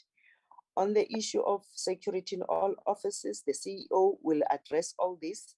And the issue of in-house solution, CEO will address that. The e-library, the DPP will kindly assist us on responding to that. And the issue of case management system and the setters, CEO will respond. And I will then respond on the others. And the issue of the MOU with the referrals from AGSA and any other institution, the CEO and the DPP will assist in responding to that, including the issue of the security, the number of investigators, and why we removed the 2-year a target of older cases. So I'll start by handing over to DPP. You can cover as much as you can over to you. Thank you, Public Protector. A very good morning, Honorable Chairperson, and to the honorable members of the Portfolio Committee. Public Protector, I will start then with the questions by Honorable Newhouse on the e-library, on who can access it. Yes, indeed, the e-library will be accessible to all staff members. It is the reason why we are implementing the e-library, because the current or the form that was implemented before of a physical library is not accessible to the provincial and the regional offices, but also it is also financially beneficial if we have an e-library, because we do not have to duplicate the books and the information, and the procurement on the e-books is underway, which will benefit all staff members of the Public Protector South Africa, and this will also include the information management of the institution so that all have access to the footprint of the institution. Further, on the issue of the MOU, Honorable Swart, yes, we do have an MOU with the AG, and we have referred matters to the AG. I just do not have the statistics at hand of how many matters have been referred to the AG. And further that this MOU has been beneficial to us, because even with the COVID matters, we did meet with the former late AG Makwetu, where he indicated that matters will be referred to the Public Protector. The AG did also brief us on a report that they had concluded post those investigations for us to interrogate and look into the matters which we might not have dealt with, which we need to deal with. And currently we are in engagement with the AG in respect of the flood funds which have been allocated to the Eastern Cape as well as to KZN, to ensure that there is instant referral to the Public Protector and that we do not wait for a final report. So as and when they pick up on the issues, we will then be able to receive referrals from them. And further, Public Protector, I wish to deal with the issue of the Msibi matter, which Honorable Breitenbach has raised, where the court found that the Public Protector had failed to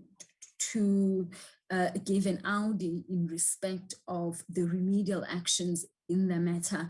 Honorable members, we have done an assessment as the Office of the Public Protector on the main issues and principles which the courts would outline in the judgments specifically against the Public Protector.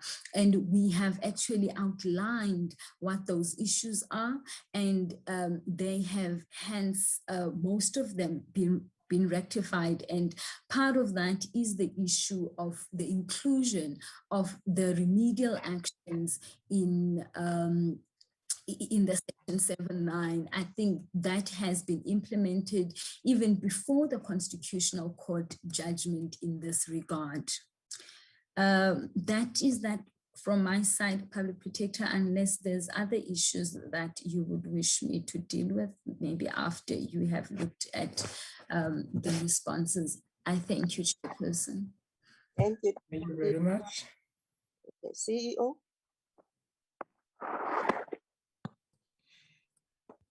Thank you. Can you hear me now?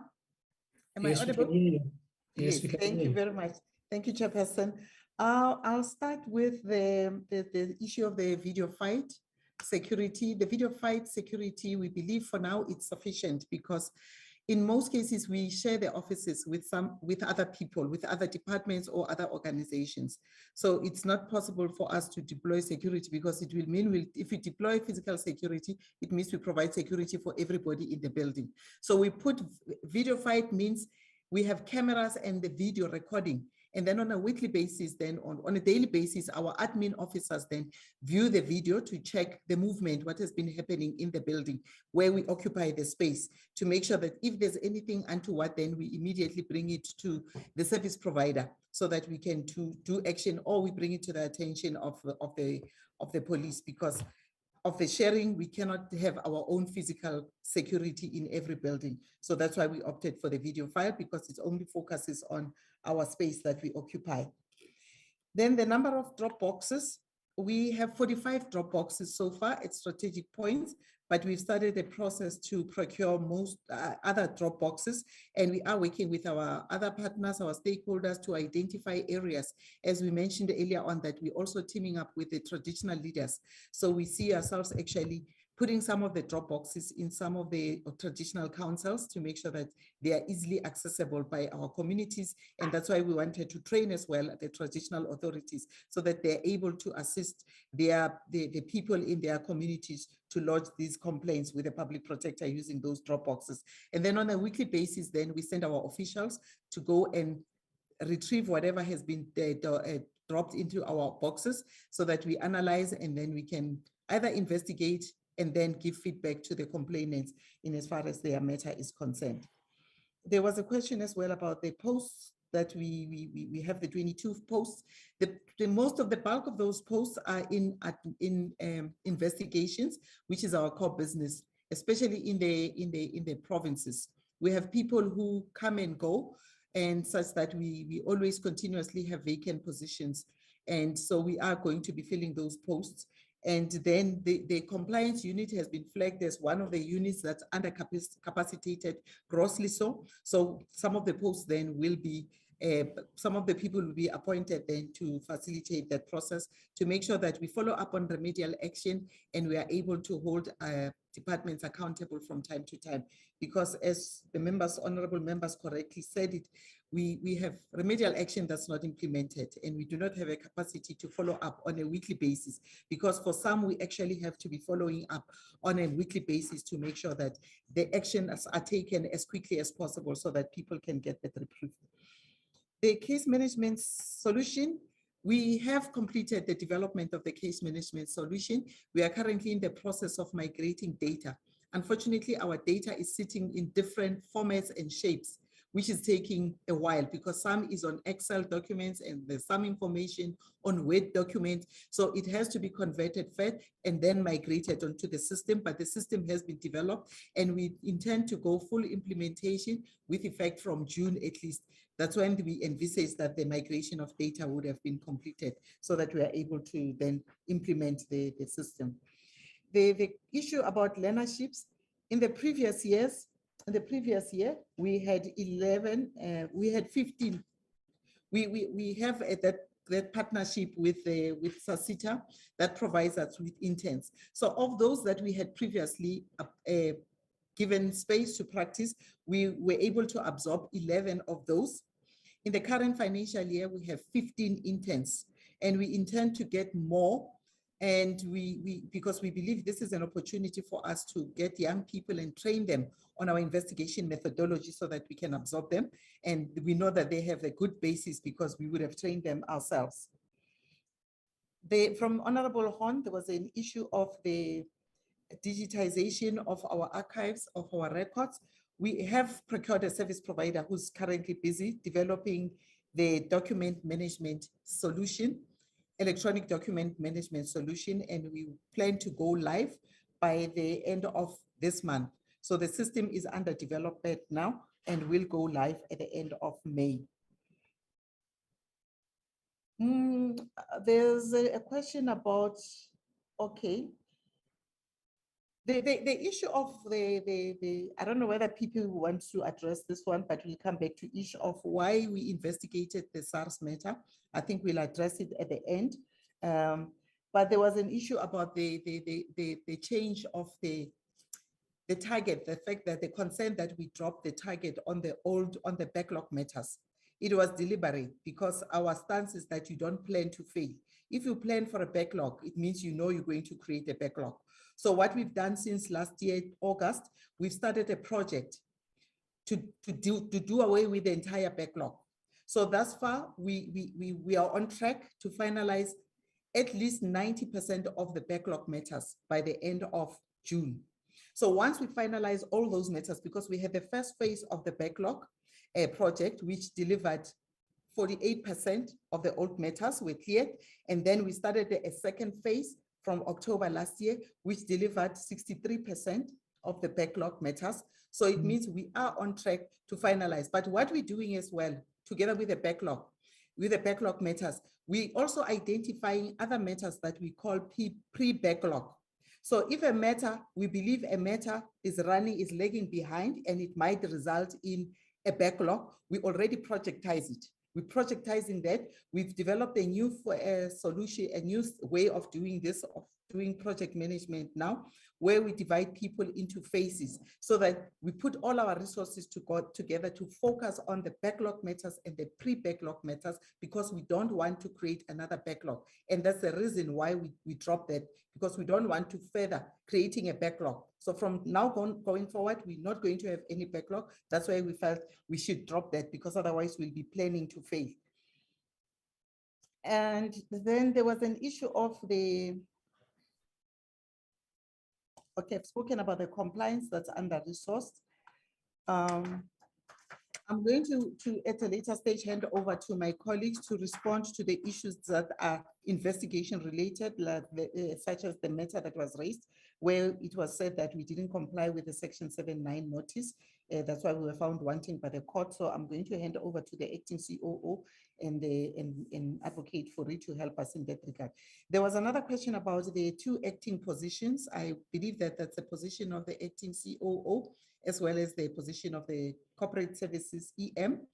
We are undergoing an organizational development study currently, because we just want to confirm whether we are correctly configured to deliver on our mandate before we can fill in some of the strategic positions. Because once you fill a post and you give somebody a 5-year contract, and then after the OD exercise, you realize you don't need this person, it becomes really difficult to deal with those. So we'd rather wait for the OD exercise. We've received the first draft report, and there was some other work that needed to be done, because that OD exercise is coupled as well with a skills audit. So once we get the final report from the service provider, which we envisage would probably be at the end of June, then we will implement, and then we will take decisions then whether we want to continue to have a position of a corporate services as well as a COO, or how do we structure the 2 positions and then take decisions whether we want to fill both of them or either of them. The issue of allowing the members the members of the public into our office, we've revised that, and we are now going to allow the members of the public. I think what we didn't do, which was an oversight on our part, is to update our website to inform the members of the public that they can now visit our offices, because we are now allowing walk-ins into our offices. And then there was a question from the chairperson of why we changed the target from 95, we achieved 95%. Now we downgraded to 80%. And it's because primarily when we put this target, we were saying we will achieve 95% of matters reported within a particular time frame. So we had parameters to say, if a matter is reported within this time frame, we should be able to finalize it. But now we've removed those parameters. So any matter that we receive, it doesn't matter what matter it is. It can be a complex matter. It can be, we have to finalize it within the turnaround time. So that's why we're saying now 80%, at least 80% without a fail of all the matters, irrespective of when they were reported, should be finalized within the turnaround time. And that's the difference that we brought into this. And I'm going to now hand over to Ms. Mamabolo to provide an input to some of the matters that relate to core business, but I specifically want our investigators, one of our EMs, preferably Advocate Ms. Mokhaladi or Advocate Furi, to respond to the question about the Section 7(9) that we didn't adhere to, and then we were found wanting. Can I hand over to you, Ms. Mamabolo? I think that question was answered by DPP CEO of the MCB matter. And I think DPP has stated that, yes, it's unfortunate that the Concord, the High Court, yes, implemented the Concord, even though that report was issued prior, the Concord judgment, though we have already started including the remedial action. So I think, Ms. Mamabolo, you can address the issue of SARS, who was the complainant and why we issued that report and what this report is intending to do going forward, since we are an institution which, when we issue reports and we expect that we deal with the systemic challenges and futuristic, and whether what transpired with that contract of SARS, will it be allowed in any other contract per section 217 of the Constitution. And I think you can also then deal with the issue of the number of reports which have increased, why that is the case, because it falls within a core. And I think the issue of the access, I think we will need to just say it was an oversight. CEO and the communications team must make sure that they urgently correct that on our website, because walk-in complainants are allowed access in the office. Over to you, Ms. Mamabolo, and then I'll hand over to DPP to also deal with the issue of women who access our services and what are we doing as far as that is concerned. Ms. Mamabolo. Thank you very much, Public Protector. Good afternoon to the chairperson and honorable members. My name is Letabo Mamabolo. I will respond to the questions as indicated by the Public Protector. In relation to the SARS report, we don't choose which matter we investigate. We investigate all matters that are brought forward to the Public Protector, obviously with giving regard to Section 69 determination in terms of the Public Protector Act, where the PP has a discretion. I'll refer to the Public Protector as the PP from now on, in terms of investigating matters that are where the incidents were more than 2 years ago. So if the special circumstances compel the Public Protector's Office then to continue with the matter, we do continue with the matter. So the complainant was Mr. Mani, and we investigated SARS based on the allegations. We went through the process of phase 1, 2, 3, and 4 of gathering information, interviewing the respondents, and exchanging of correspondences with SARS. There was also meetings scheduled with the commissioners in terms of taking this matter forward. The preliminary investigation ensued, and there were findings based on what should have happened, what happened, in terms of the merits of the matter. I don't want to delve in the merits of the matter because report 104 is available on our website, unless if the chairperson would enable me to do that. But in the interest of time, I will then not get into the merits of the matter. So we have we've served Section 79 to all the affected parties and received the responses, which were analyzed and incorporated into the reports. And what we also did is, in analyzing the responses, we've also identified some governance-related issues where we deem it necessary for an institution like SARS to be upholding the Constitution, to be leading by example, because it is one institution really that needs to be seen both in appearance and independently, to be an institution that gives regard to the Constitution and the laws of this country. So on that one, I'll leave it there, Chairperson. However, if there is any follow-up question regarding to the SARS matter, we can submit a written response. In relation to the KZN Eastern Cape floods, we have, as one of the honorable members correctly pointed out, developed a Public Protector Action Plan in relation to our intervention within the two respective provinces. Then what we are doing now with the different teams that are set out in the two provinces, we are now tailor-making this plan to the specific incidents of each province. So we have now drilled down that plan into an intervention and stakeholder plan, where we've identified the stakeholders that are relevant for the Eastern Cape and the KZN. And we've got our different coordinators and different teams in different affected districts that are on the ground and feeding the information back to us. So there has been progress. We started with the project on the 22nd of April, and we are in tune to prepare our progress report in terms of the efforts by the Public Protector throughout the two provinces. And we are also earmarking other provinces that are affected. And then we would also be taking lessons learned from the 2 provinces going forward. And yes, we are collaborating with the Auditor General. We are in constant consultation. There is a response colleague from the Office of the AG that from myself representing core business, I am in constant consultation with. So we do exchange information, and from time to time we do meet and strategize going forward. In relation to the third question of the APP target, CEO has addressed that question, but just also to supplement, what the backlog and pre-backlog project has also done was to ensure that while we clearing the backlog, which is now in our operational plan, we identify what resulted in the backlog. And what we have identified in terms of our observation was that we were individualizing the matters, even the matters that we could consolidate and use a collaborative effort.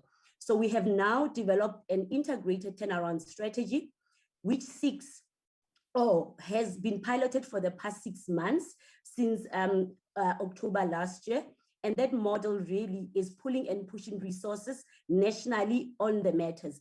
What we've also done is centralized the allocation of the matters, because we are mindful that at this point in time, we are receiving complaints every single day. In a week, we get an average of about 80 matters. From those matters, some are referrals to different institutions, some are matters that we have to investigate. So from the matters where we have established jurisdiction and we are not referring, we then allocate those matters nationally, regardless of where the matter was registered and lodged with the public protector. This enables that the investigators, we currently have an average of about 140 odd investigators. That would include the new appointees, which we are also training, which shares a caseload of about 1,966 matters. So as at the end of March, this previous financial year, we had about 1,966 matters caseload per classification, your GGI matters, your service delivery matters, as well as your early resolution matters. Within that population, we also have early emergency matters, which are also projectized and rapid response matters. PP, I don't know if I've responded to all the questions or did I leave something out? I think we've increased the number of reports, and the matters which have been lodged are decreasing. I think that one deals with the rapid response in the CSM and the referral to other institutions. And I think, Chairperson and honorable members, that's the intention of having this mobile referral app, because we want people to be their own liberators. We want people to hold the public servants to account, public servants to do their work, so that they use the public protector as an office of last resort. So the mobile referral app, Chairperson, has been achieved, as I indicated. The app will be launched, but then it has been fully developed. Yes, it was not achieved in the previous year, but then the app is finally available. So Letabo, you can just address those 2 issues. Thank you, PP. So as I continue, Chair and honorable members, the number of reports that we have, then invoked a strategy where we are issuing reports on a monthly basis.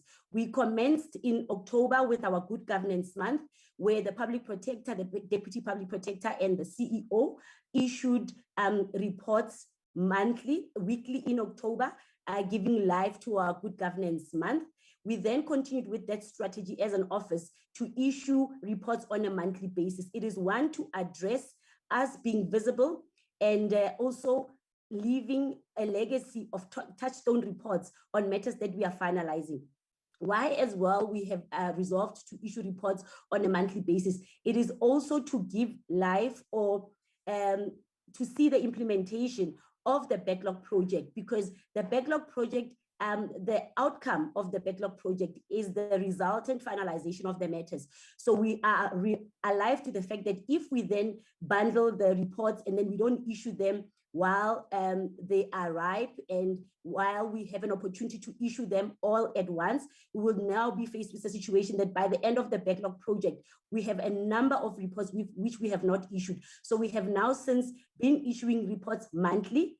And before we issue those reports, there are numerous quality assurance mechanisms that are unfolding within the office through the combined assurance model. And we've got our weekly quality assurance committee, which tables those reports, interact with those reports and the evidence. And then we table those reports at the full bench, which is the committee of the executive authority where we table the matters and take them forward. So before each and every media briefing, again, that is in terms of our operational plans, both of core business as well as the private office. We then take the reports through those quality assurance mechanisms and we release reports. Just to give a rough figure, as at the end of Q3, Q4, January, February, and March, we've issued collectively 37 reports.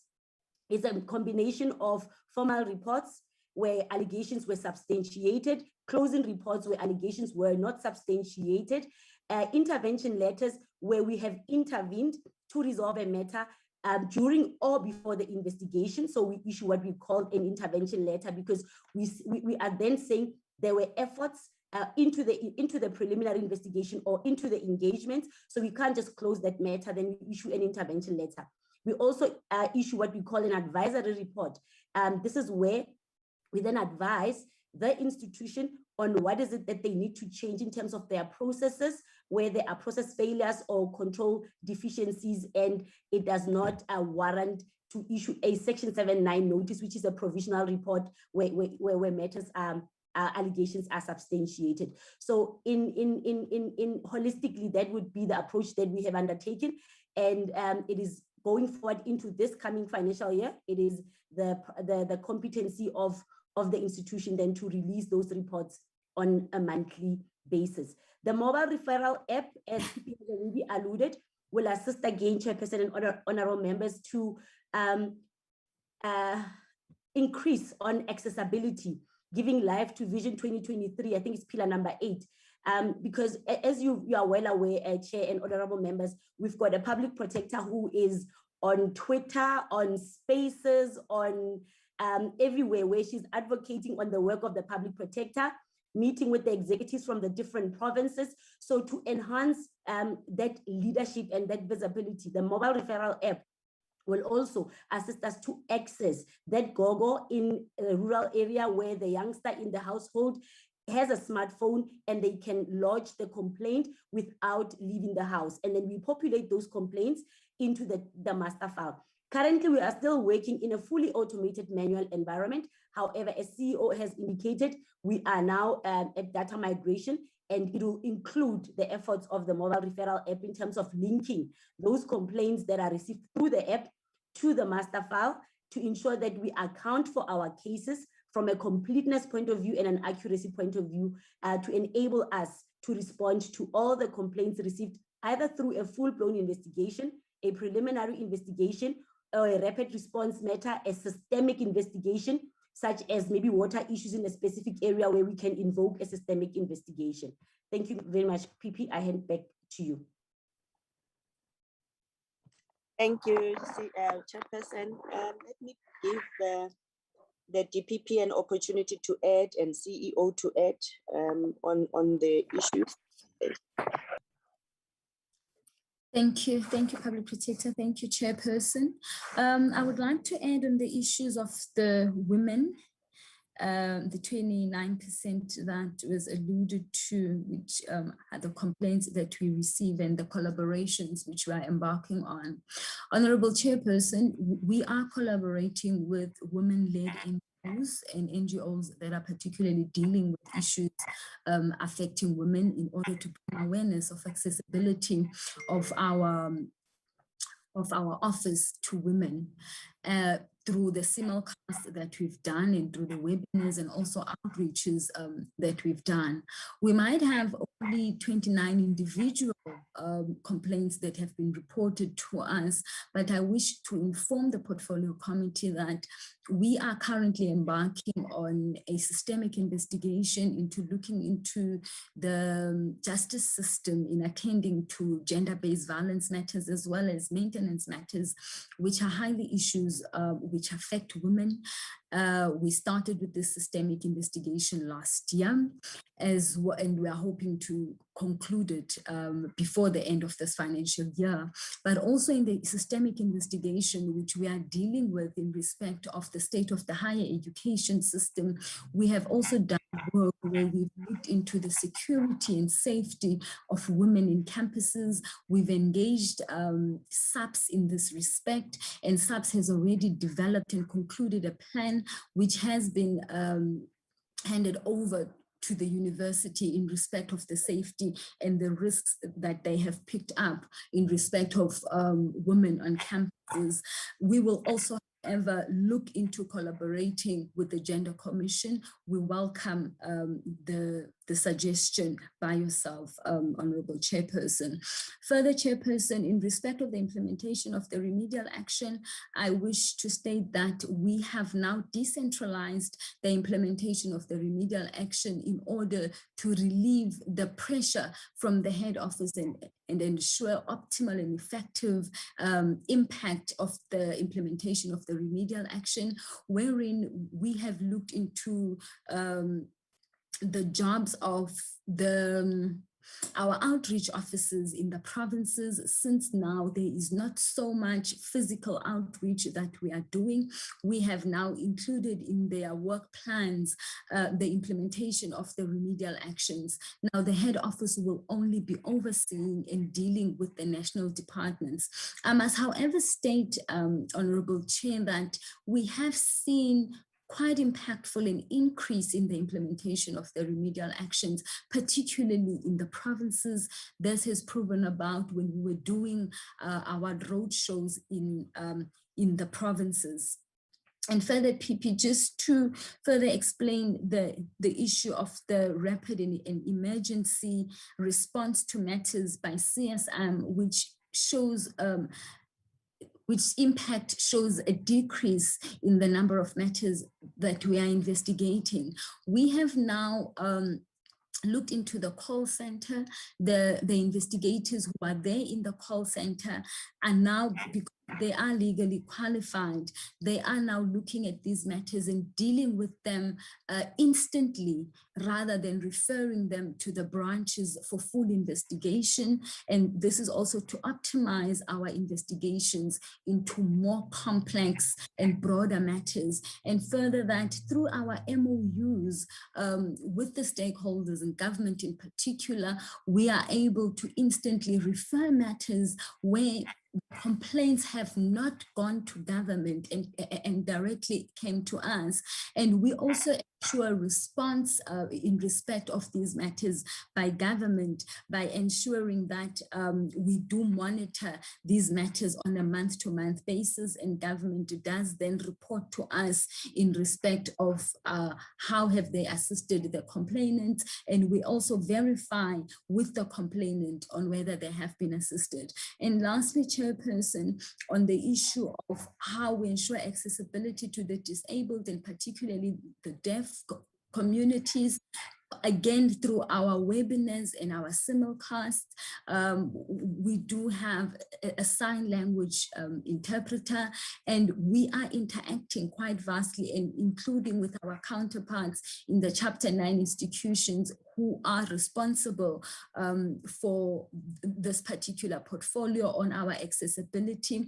Our information pamphlets also, we are now printing them in Braille. However, Chairperson, because of our limited resources, we are unable to go as far as we wish to, but we are planning to as an institution and see how can we take from the limited resources that we have to ensure further accessibility